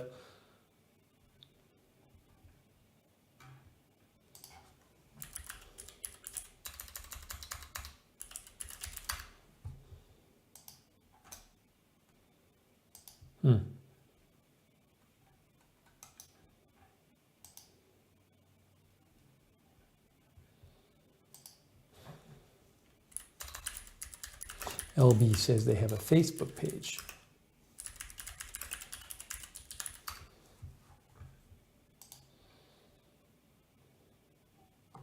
Yeah, Flying Monkey Movie House and Performance Center. Tonight, the music of Foreigner and Journey was being separated with Foreigner's Journey. There's a fire there.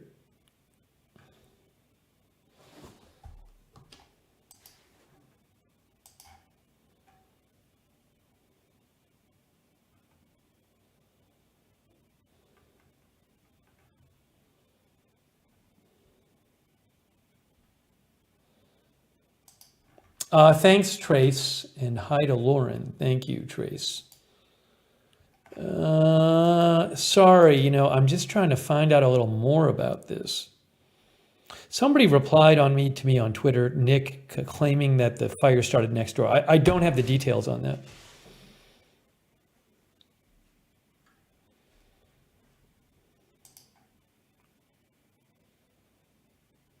Yeah, it's a tribute band. It's not Foreigner and Journey. It's a tribute band that plays the songs of Foreigner and Journey.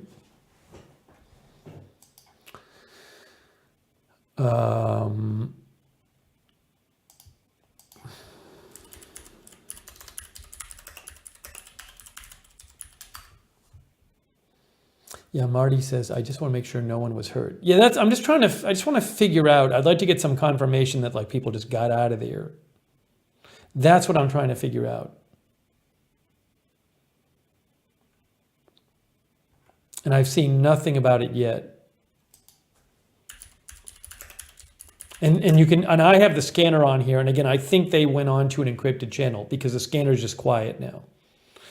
So I think they switched channels.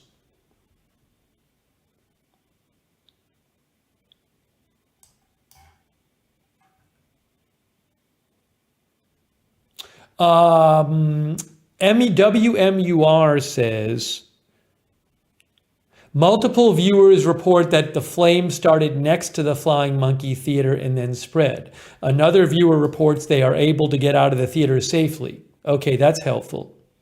Again, that is from WMUR. I'm going to post that right now. WMUR says, multiple viewers report that the flames started next to the Flying Monkey Theater and then spread. Another viewer reports that they are able to get out of the theater safely. So it sounds like it may have started next to the theater. I'm posting that right now, but that was from WMUR. John Colombo says, thank God. I mean, I don't have confirmation. I'm just literally reading you what WMUR posted.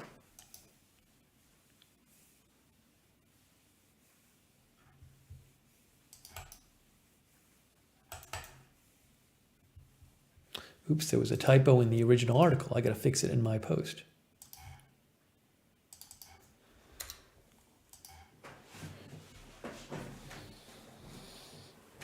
Yeah, Paula Thompson says, what's next to the theater? I'll look it up. You see this and you don't want it to be a case where people got caught in some fire or something. Has a lot of reviews, 657 reviews, good reviews. So there it says the Flying Monkey, and you go here and you go in here, and there's the theater right there. Oops. So if we zoom in here on Google Maps. There's the Flying Monkey, and next door there is a mountain music winery. There's a winery next door. There's nothing on this side. Well, there's a house down there, and then there's a winery over here. There's this building, and then there's this winery, and then there's the theater. That's the theater right there. And then if you go up, you don't see anything behind there. So maybe it was the winery that caught on fire. I don't know. That's the overhead shot.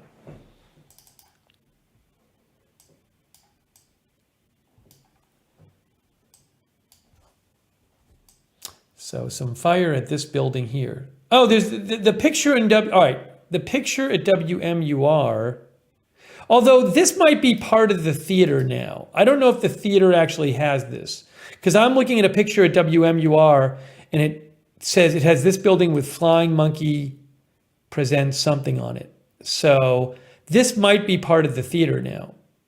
Maybe it started in this building. I don't know.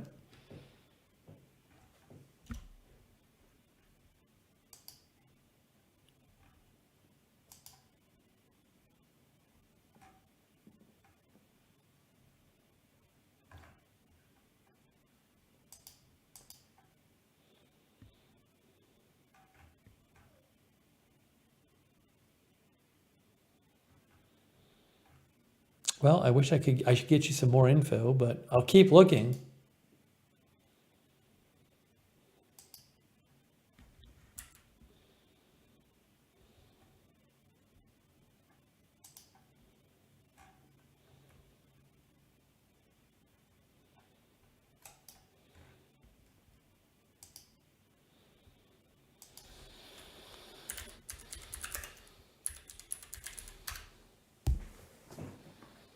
Yeah, I saw the video clip on X. I actually reposted a clip.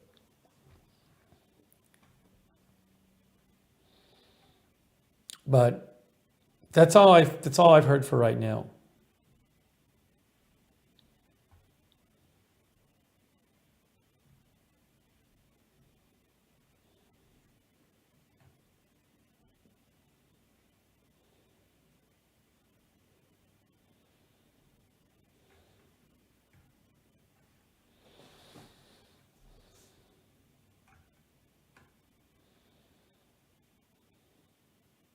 So the clip that AZ Intel posted, right?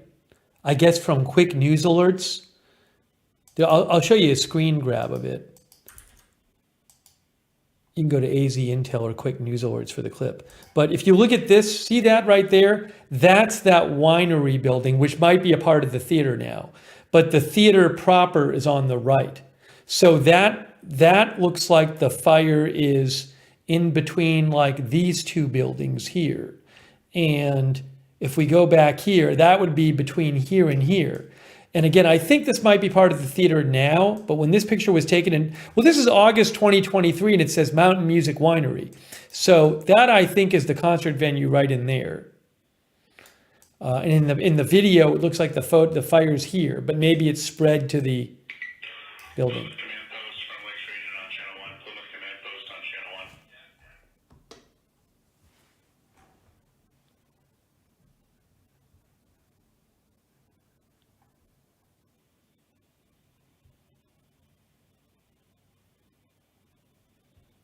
Well, hopefully everybody got out.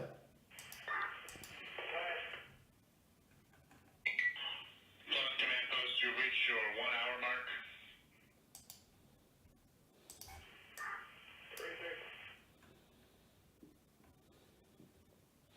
LB says WMUR is on their way to cover.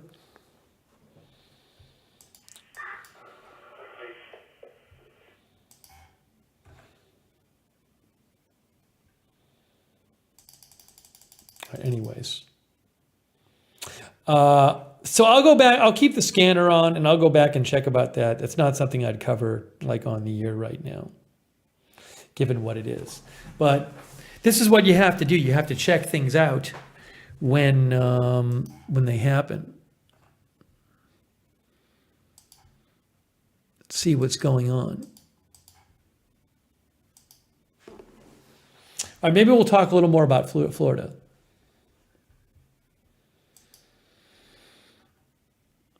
Shweti B is here. Hey, Shweti. Shweti says, my first concert was Foreigner, the real Foreigner.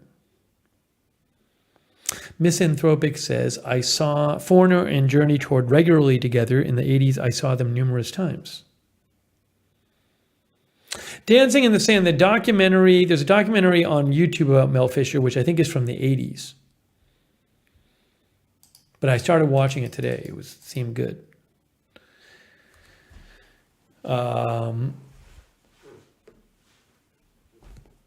Okay.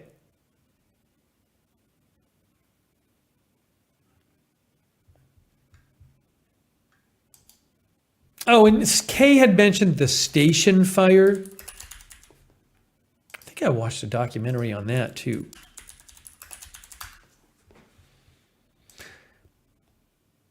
The Station nightclub fire occurred in 2003 at the Station, a nightclub and hard rock music venue in West Warwick, Rhode Island, United States. That was when there was like a pyrotechnic issue, right? During a concert by the rock band Great White, a pyrotechnic display ignited flammable acoustic foam in the walls and ceiling surrounding the stage. Within 6 minutes, the entire building was engulfed in flames. The fire was the deadliest fireworks action in the U.S. history and the fourth deadliest nightclub fire in the U.S. history. 100 people died. Daniel Bichelle, the tour manager for Great White, who had ignited the pyrotechnics, pled guilty to 100 counts of involuntary manslaughter and was sentenced to 15 years in prison with 4 to serve. He was released from prison in 2008 after some families of the victims expressed their support for his parole. One of the owners of the club stayed in prison for 6 years, it looks like, while another served a sentence of 500 hours of community service.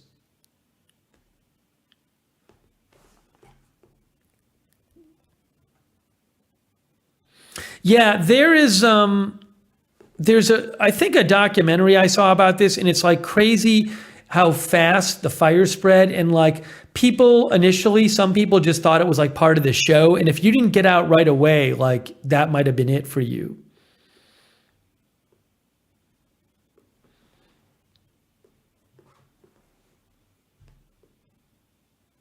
I think there's video of the fire starting, if I remember right from the documentary. Look it up on YouTube. I think you can find something about it.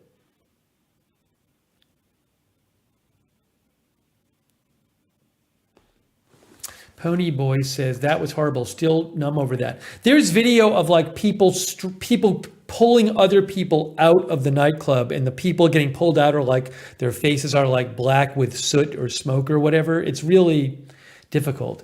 There wasn't, people were all trying to get out. There wasn't enough exits for everybody to get out at once. Kay says people were stacked from falling at the only door open. Sandra says, weren't the doors locked? Yeah, I don't remember. There may have been like an issue with the locked door or locked doors. I'm not sure. I haven't seen that. I haven't looked it up in a while. But there's a whole Wikipedia article on it. You can check that out.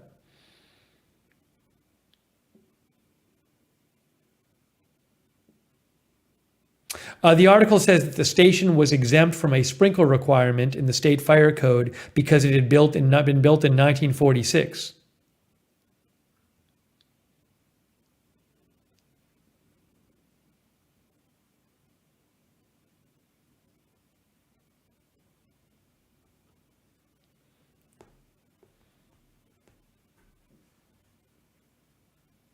One Way Street says, only the brave, the story about the Granite Mountain hotshots that died in Arizona wildfire is a sad movie. I worked with the medic who was the first on the scene for that.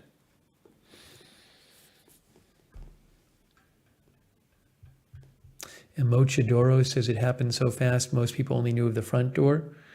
I don't remember all the details.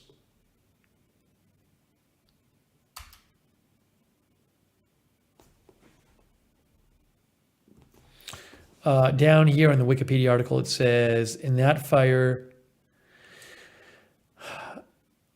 Although there were 4 possible exits, most people headed for the front door through which they had entered. The ensuing crowd crush in the narrow hallway led to that exit being blocked completely and resulted in numerous deaths and injuries among the patrons and staff.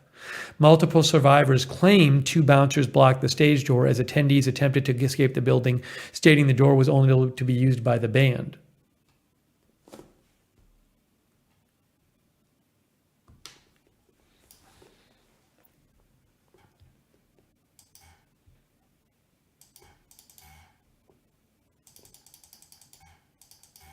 Yeah, it's terrible. I forget, is there a...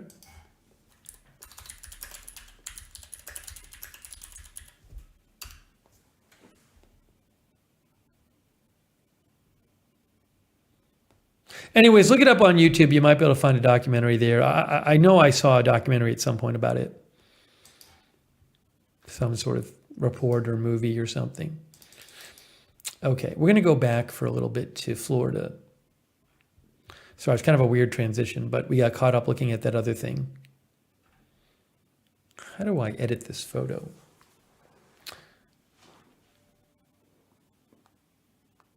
And in case you missed it earlier, we're going to make on a future broadcast key lime pie because I found a simple recipe for it. So soon I'm going to go, hopefully the next couple days, and get the ingredients, and we'll make key lime pie on the air, which I am very much looking forward to.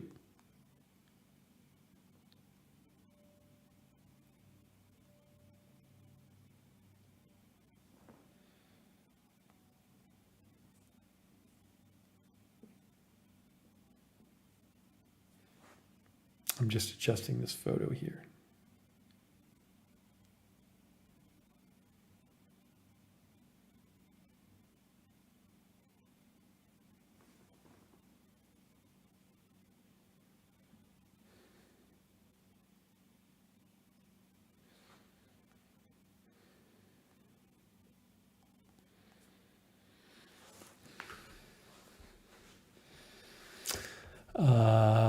Alibaba says we will make Boston key lime pie.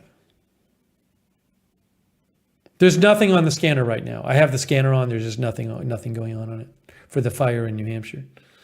You know, something I had, which I wanted to show you, is we ate some conch while we were there. You know, they have this name for Key West, which is called the Conch Republic. Conch. Conch is a common name of a number of different medium to large size sea snails, says Wikipedia.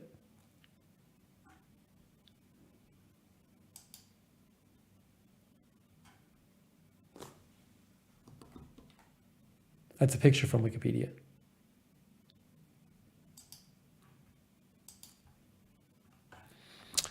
So it's a popular item in Key West, and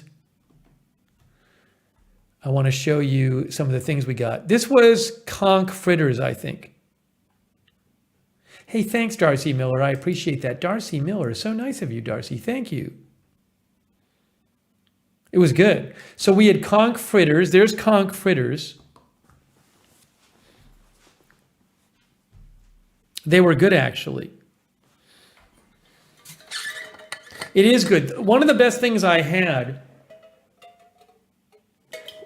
was this thing called cracked conch, which kind of tasted like fried calamari. Let me show you what that looked like. That was like one of the best things I had on the trip.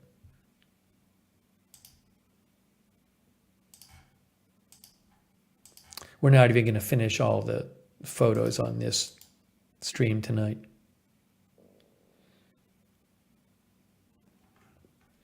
Hey, it's me eating. You want to see a picture of me eating? As Emsrad says, conch critters are delish. Hey, look, it's me eating. So there at the bottom there is the cracked conch. It sort of looks like fried calamari or fried clams. It's a little chewy and it's delightful. We went to this place called Conch. Was it Conch Republic Restaurant or something? It's like a big restaurant near the water. It's very popular there, and it was really fun. Conch Republic Seafood Company. Some people had recommended that to us. Conch Republic Seafood Company. It's right on the water. It has like 10,000 reviews. Did it taste like chicken? It had its own kind of thing. It sort of tasted a little like clam. Had sort of tasted a bit like calamari, but a little less chewy. It was great. It was one of the best things I had in the whole trip. John says lightly fried, otherwise it would be rubbery. Now, why is it called cracked conch? Kenro knows of the place. I'll show you what the place looks like.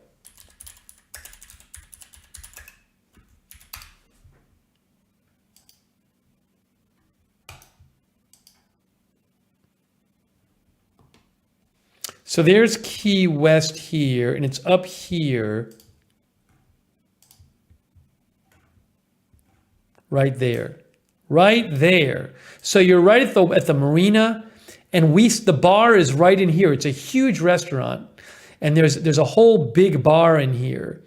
So if I can go down here, oops, what did it just do? Why did it do that? Why did it do that? Let's try this again. There we go. It's not letting us go in there. Right in there is where it is. So we ate in the bar in there. That's where we're sitting. Conch Republic Seafood Company. But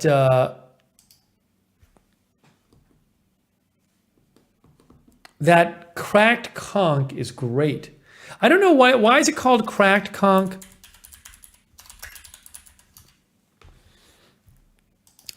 Let's see. Hold on a second. Travel Food Atlas says,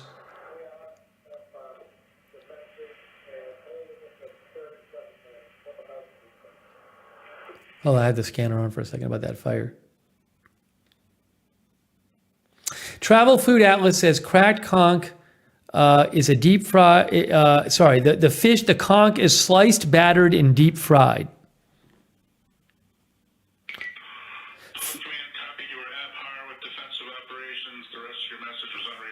Food.com says cracked conch is the national dish of the Bahamas. You're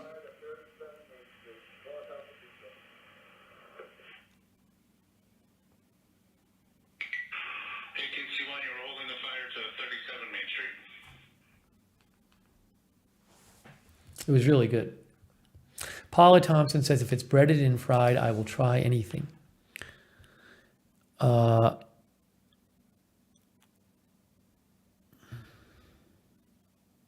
Hey, EMT Pirate is here on Twitch. Hello. Texas Snack Pack says conch pearls. Is that a thing or not? Oh, I guess there are. There are conch pearls are produced naturally by the queen conch mollusk found in the Caribbean, says nationaljeweler.com. You can read about that there if you want. Conch pearls.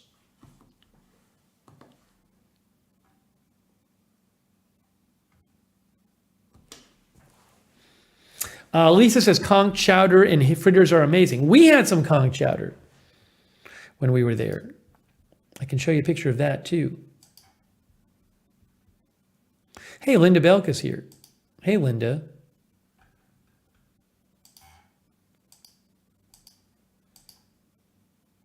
So this is what we ate. This is what we ate at that restaurant, at the seafood place. We just got a bunch of things. So I really wanted to get some clams. These are like steamed clams. Now they're not like Cape Cod steamed clams. They were smaller. One of my favorite foods is like on Cape Cod. You can get like a big bucket of steamed clams, and they just steam them, and then they give you some broth. And they give you some butter and you dip the clams in, and they don't even flavor the clams. These were like made in some sort of flavored broth or something like that. Maybe they were boiled. I don't know what they were, boiled or steamed or something. But They were good, but they weren't as good as they were kind of like seasoned or whatever. They weren't like the ones in Massachusetts. Steamers is what you call the ones in Massachusetts. And the ones in Massachusetts are bigger and they're amazing. But these were pretty good. And then the cracked conch is here. And then we got some popcorn shrimp, which was actually very good. And then this was the conch chowder. And then we got some fries. The fries were actually very good there. So we did a little sampler thing. So we really made an effort to try seafood, eat seafood when we were there. Lisa says, I worked at a restaurant in Orlando that made amazing conch chowder. I'll show you what the bar looked like too. It's a really fun place.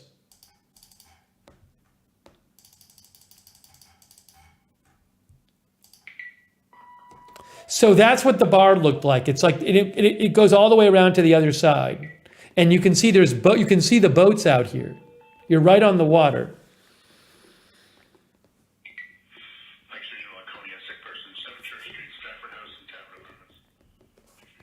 Yeah, Michael, I'm probably going to get to the Miami photos next time.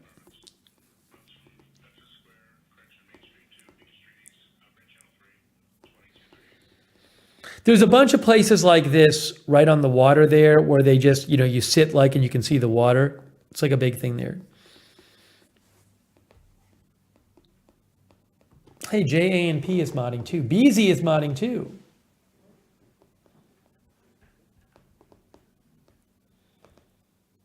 Four Drinks In says, looks like you're in a fishing boat.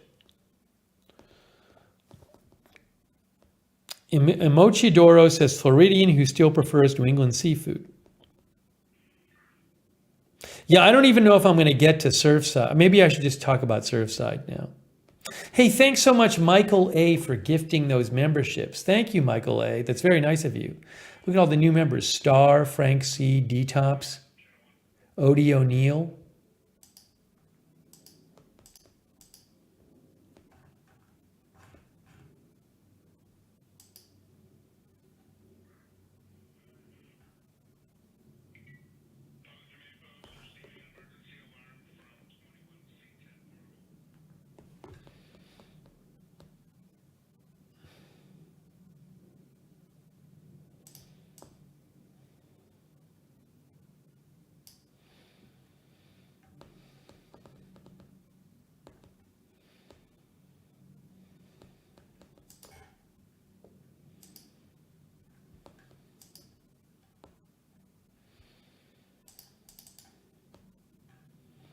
Karen Griswold says, steamers from a seafood shack on the Cape are the best.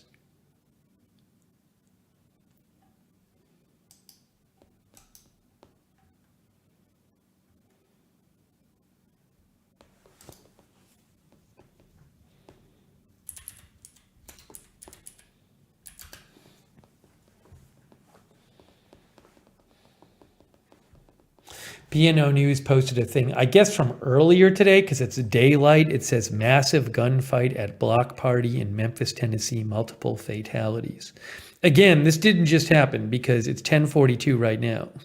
And there's a video for the daytime. So I don't know what the deal with that was.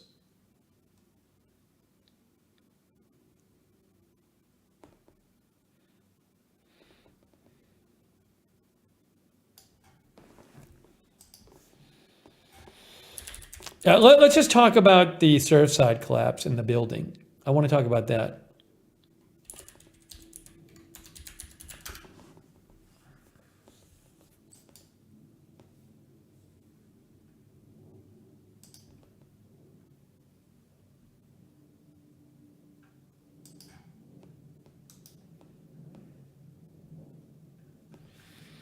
Okay, so if you guys remember, thanks to everybody who's modding, by the way. Thanks to our Twitch mods too, who I haven't thanked in a little while.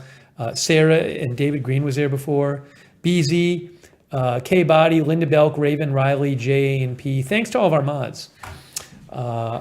Thanks to Dag Vu PK watching over there on Twitch.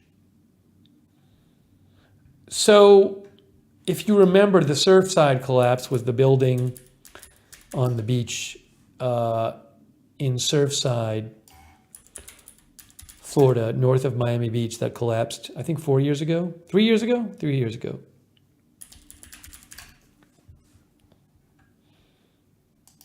And so I actually went to the site of this when I was in Miami Beach. It was about an hour north of where we were staying.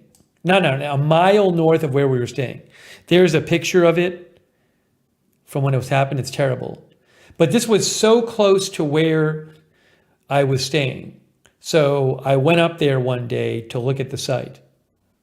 Now, none of this is here anymore. It's basically an empty lot. So I want to show you the pictures. April Cocos is very sad. So it's this crazy thing where there's a companion building to the one that collapsed that's still standing. So you can go up there and you can see the companion building, and you're like, which looks basically just like the one that collapsed.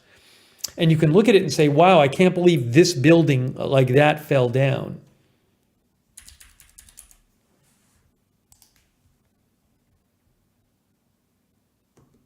So there is, right. So look, that is Google Maps. So there's Google Maps, right? So we were staying in North Miami Beach.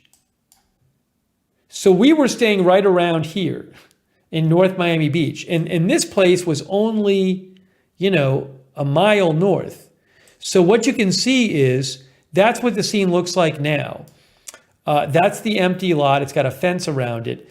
But Champlain Towers North, which is the companion building, I believe is that one right there. That's basically a replica of the building that collapsed, that one right there. So you can walk up to that building, which is closed right now, it looked like they were doing some kind of renovations on it. And you can just look at it and see like, oh my gosh, that's the building that collapsed. So let me show you some photos. It's pretty crazy. And this is it's like a high-end area, it seems like. Oh, April Coco says on Google Street View, you can go back in time and see the building there and then disappear. Yeah, so that's what it looks like now. I'll show you some photos I took. But see more dates.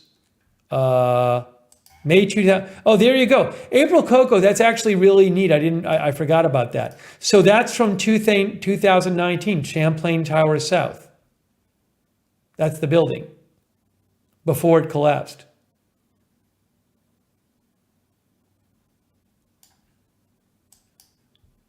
Crazy.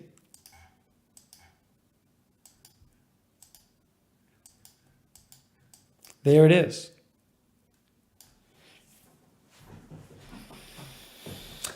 And then it looked like that when it collapsed, right? Oops, sorry. So this whole wing of it collapsed. The front stayed up. Some of the front stayed up and this wing stayed up, but this whole wing collapsed. And then the original is that. Oops.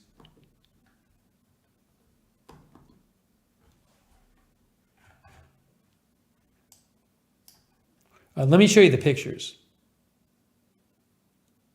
And when I walked over there, I remembered this building from the coverage. I remember that building was so weird to see it in person. Here.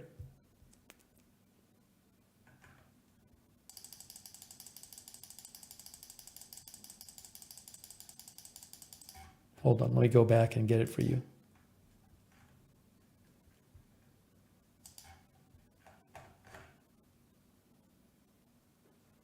Hey, thanks, Karen Griswold. She said that was the first time she ever watched AFTV. Thank you. Yeah, that was just crazy. I remember covering it.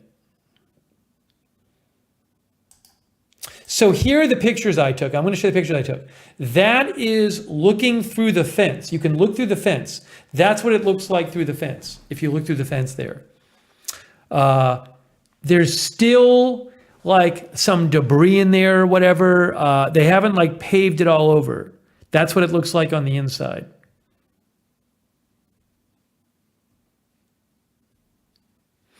I don't believe anyone has been prosecuted at this point. That doesn't mean nobody could, Andy Gabriel Powell. I don't believe anyone has. I'm not sure though. I'd have to check.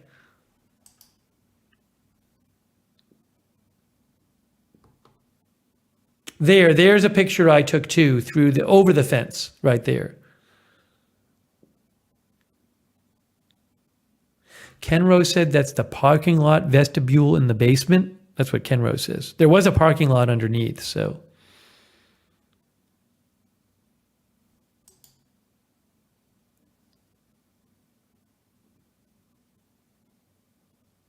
There's like no memorial or like plaque there or anything. It's really weird. Oh yeah, about 100 people died. It's terrible.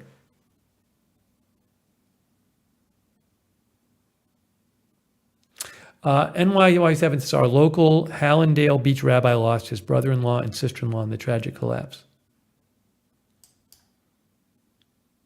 All right, so you can see what it looks like there. It's really crazy to see it 3 years after. And then that's that building next to it, which I remember from the coverage.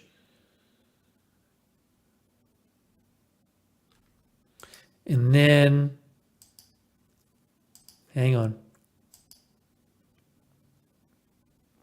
So that's the building 3 buildings down, which is like the Champlain Towers North, which I took a couple pictures of just because it was incredible to imagine. When you see that building, when you're there and you see that in front of you and you're like, wow, basically that building fell down. It's crazy.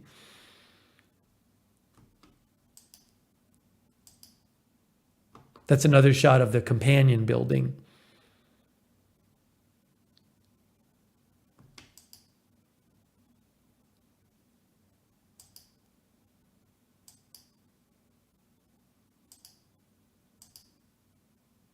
And then that's from the back. That's from around the back towards the beach area. The beach is right behind it. And that's the lot where it was. This big empty lot now. Linda Bell says it's a bit creepy to see that one that was not damaged. Yeah, it's really weird to go see the other one.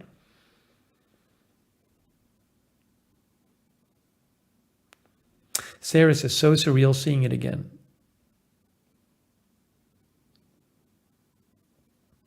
God is my banner says, a problem with the pool deck was likely the cause or a failure to support columns. They're not sure yet. Yeah, I mean, if I remember right, you can go read Wikipedia. You know, the pool deck collapsed first, but there was, I guess, maybe damage to the concrete because they had water damage and water was going where it shouldn't have been going and it was damaging the concrete in the area. I mean, you can look at it. You read the article on Wikipedia, but it says a contributing factor under investigation is long-term degradation of reinforced concrete structural support in the basement level parking garage under the pool deck due to water penetration and corrosion of the reinforcing steel. If you look up Surfside condominium collapse on Wikipedia, you can find the article.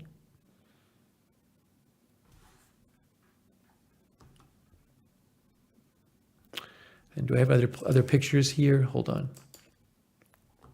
Yeah, I took this one. I think that's like through an opening in the gate or something. I didn't go inside the gate.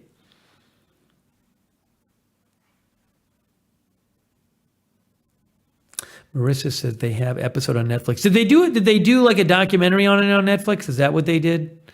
The concrete planters that were really big, says Marissa. Did they have a Netflix documentary on this? I'll have to watch it.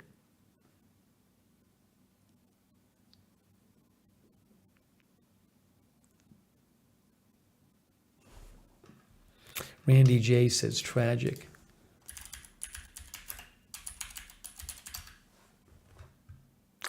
I don't know if they have a documentary on Netflix.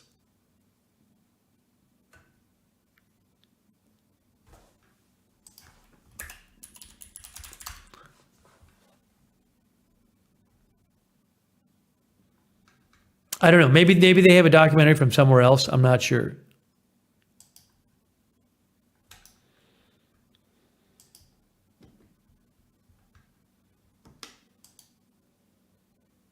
That's like from across the street. It's just crazy.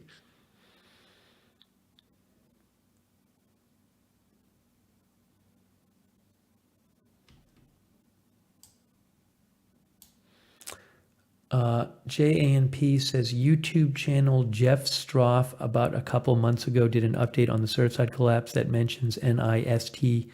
I think maybe NIST came out with a preliminary report at some time. There's a national government organization that's doing a whole investigation of it.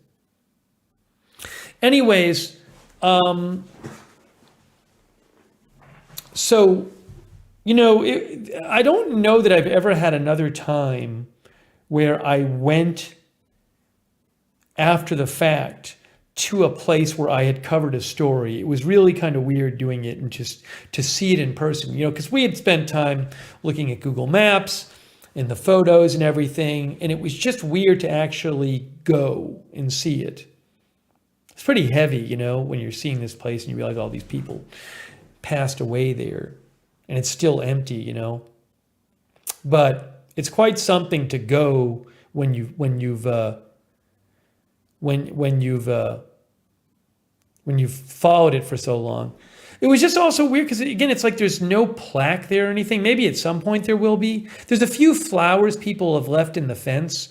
And then you see people kind of like riding by or walking by, and it's like, it's crazy. You're like, how can they just be walking by? But I guess if you live there, you're probably used to it, by now. Linda Belk says, I went to the Oklahoma bombing site and it was so sad to see they have a beautiful memorial there. Sarah says, you went to the nightclub, but I don't know that you covered that. Which nightclub? Which one, Sarah?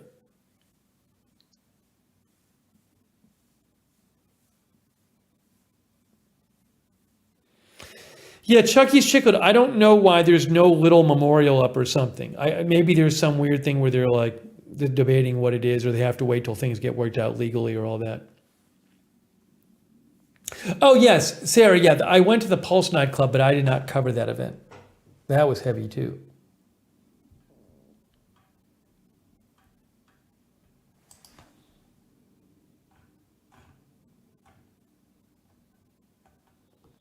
Anyways, if you go to the Wikipedia article, I'll post a link to Wikipedia article. It talks about possible causes. And you can read more about it there.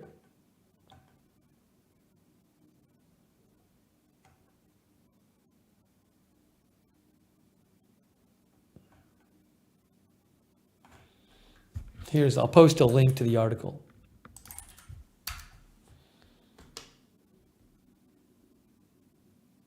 No, but I didn't see even a sign or anything when I was there.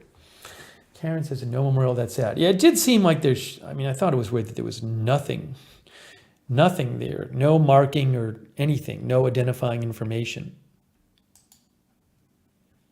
Maybe they'll put one up after.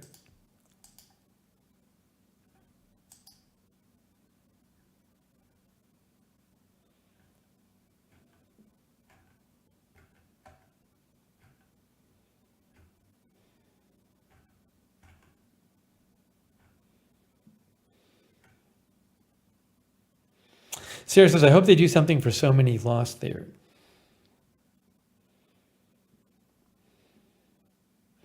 BZ says, I doubt they can do anything with the space until all the legal stuff is settled.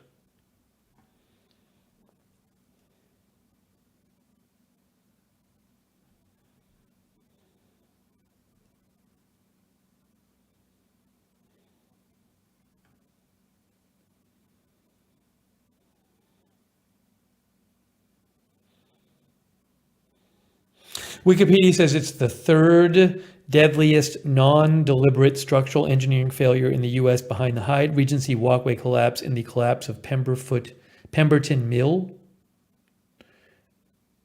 That was 1860. The Hyatt Regency thing, I think we've talked about this before on a stream. I think you guys might have mentioned this originally. There's actually a documentary I watched on this. That's a whole crazy thing. That was a walkway collapse in 1981, which killed 114 people.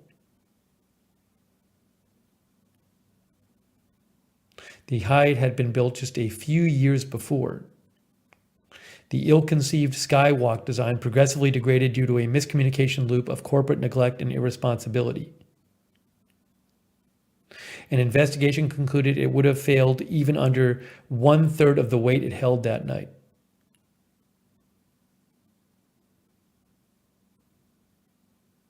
The disaster contributed many lessons and reforms to engineering ethics and safety and to emergency management.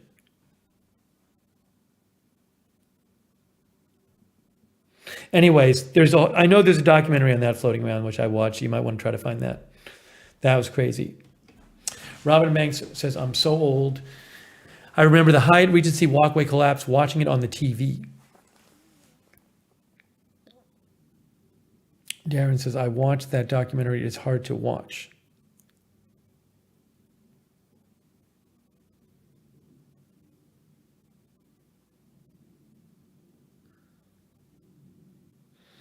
Kay says, Surfside site was up to sale and for someone from Dubai bought it, Surfside property.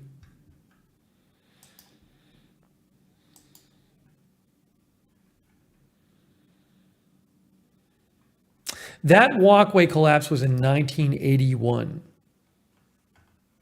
in Kansas City.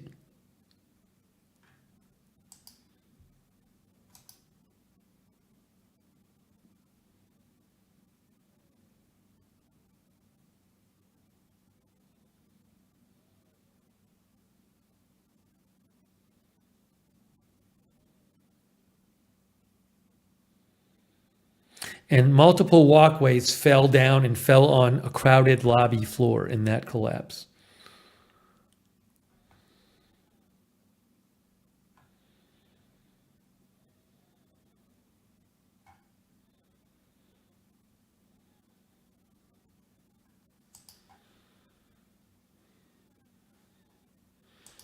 Ken Rose says it's unclear what's going to be built at the Surfside site.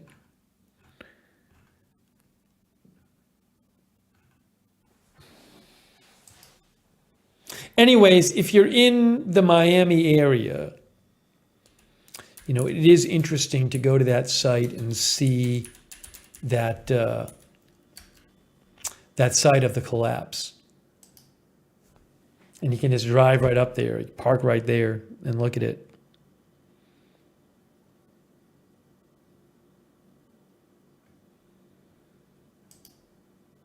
Here's another, this is a photo from Wikipedia, by the way. That's from Wikipedia. That's from the Surfside. It's just insane.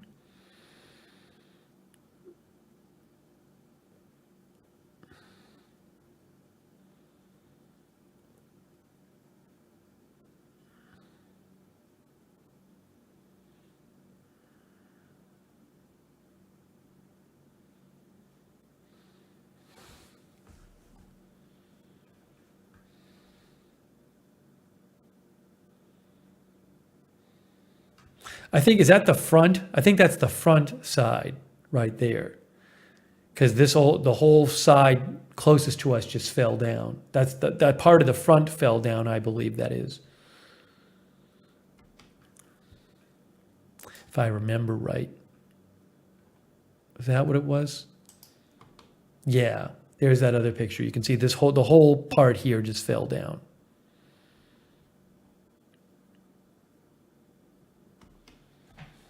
Oops, the back in 1 minute is wrong.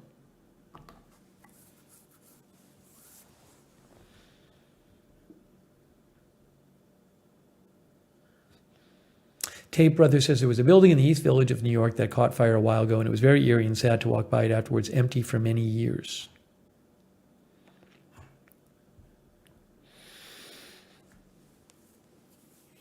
All right, well, anyways, I wanted to share that with you. You know, I didn't even get to tonight. There's some other stuff I didn't get to. Maybe people are sick of the Florida stuff, but I have some stuff I want to talk about. We didn't talk about I want to talk to you guys about Miami and what Miami was like. I didn't even get to all the Key West stuff that I wanted to mention too. So maybe we'll talk a little bit more about it next time, because I have some Miami stuff to discuss with you guys. That was interesting. But hopefully you got a little feel for some of the stuff in Key West from the photos and what we've discussed. Ken Rose says, I want to see more of Key West and Miami stuff. Some people might want to and some people might not, but I'm going to show some more anyway. Hotel USA says, I went to the store tonight and bought key lime pie ingredients. I'm going to do this. I'm going to get the ingredients and we're going to make key lime pie. Kay says she likes the Florida stuff. I'm very excited about our key lime pie that we're going to make. April says, I want to hear more about your trip. You will. I appreciate being able to share it with you guys. Yeah, as Doug says, we got a little sidetracked with that fire too, but I had to check that out too. Alibaba says, Lookner's going to use an oven. Actually, I mean, the oven upstairs was new, was replaced a couple months ago, and I haven't even baked anything in the oven yet. Kay says, I have one more piece if it makes it through the night. Oh, you got some, Kay? Did you tell me that? I didn't even know.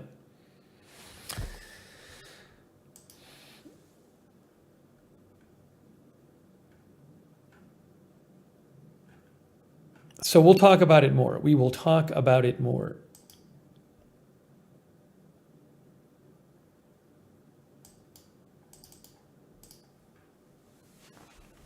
Rick Hoppy says, I'm loving the Florida stuff.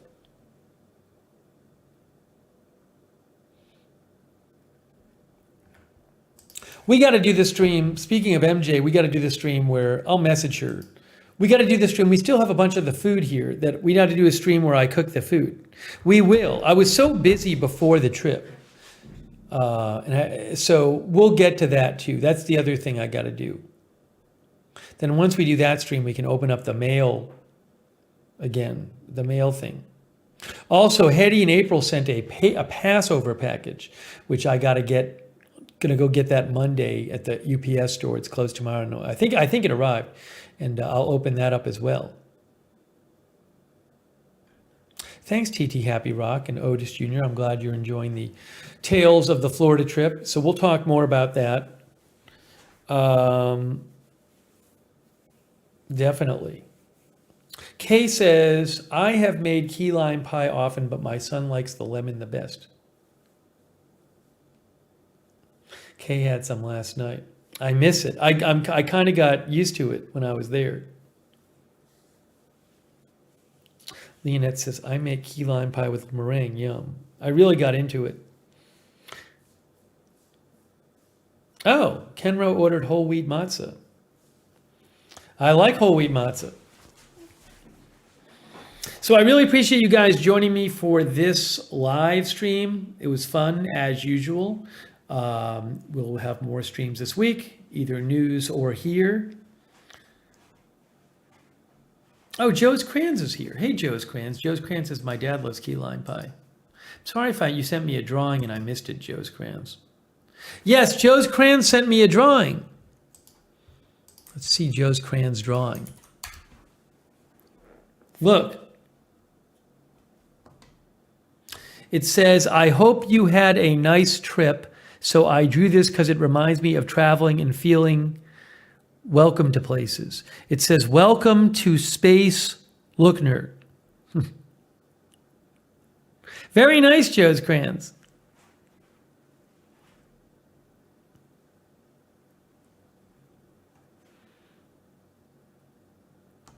Good job.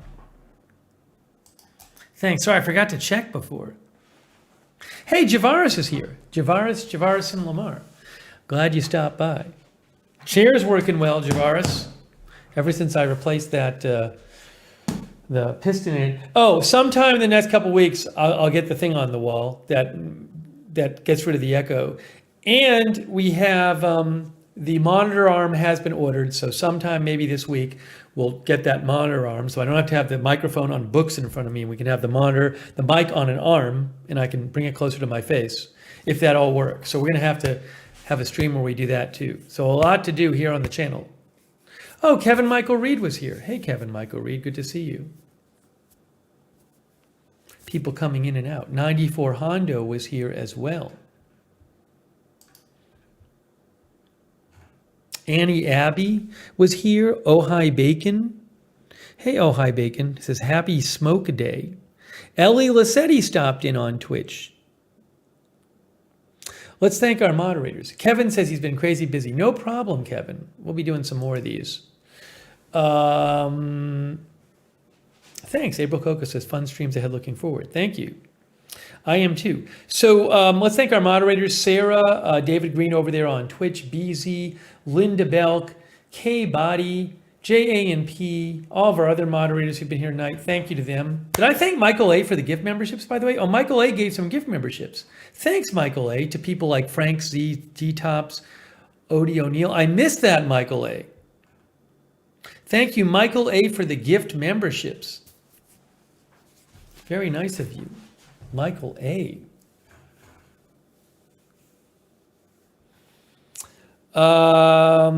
Maria's Kitty Cats is here. Hello, Maria's Kitty Cats. So I appreciate all you guys tuning in. More streams to come. And we got to do that cooking stream where I make the food so we can open up the mail boxes again. Kiwi NZ, thanks for being here. I also got to cut my hair. My hair is very long and messy now. So sometime the next couple of days, I got to give myself a haircut. That I need to do. Thanks for being here. Ponyboy Pancherello, Lunali Syria, Kiwi, Mark G, Randy J, Marzell, Janet Banks, Lego Mike, Gas on the Brain, Kenro. Yeah, Kenro, I really enjoyed Key West. As you thought I would. Gardening with Susie. TT Happy Rock. 4 Drinks In, Mark G. Darren Markley, Odie O'Neill, thank you. Thanks to everybody who donated too. Really nice of you. Doug Cahill, Captain Chris, 1220, Painting Services by Steve, Joe South Oz, Marty Hagwood, Janet Banks, Janet Burnett, Bella Zadist. I hope I thanked Bella. I think I thanked Bella. Paul G, Mark Adrali, Trace, Darcy Miller, Michael A., Karen Griswold, thanks so much. So nice of you.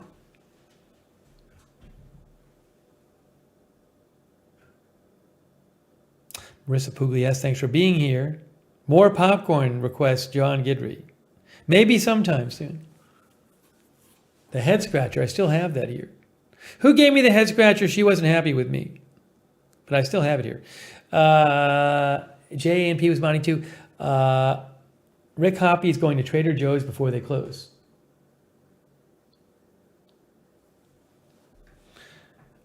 Gardening with Susie. Jackie M, thanks for being here. All right, guys, we're going to wrap this up. Lynn gave it to me. Which Lynn? Not Lynn Downey, right? Different Lynn? Lynn Halifax, maybe. Maybe she gave up on the channel. I hope not. Carl Fault says, thanks for the travel vlog. Thanks, Carl, for watching. Lynn Downey says, not me. Yeah, I think we might have been Lynn Halifax. Maybe. I don't remember. She was upset. Lynn Powell. Oh, Lynn Powell. Yeah, I hope she comes back. Luann is here.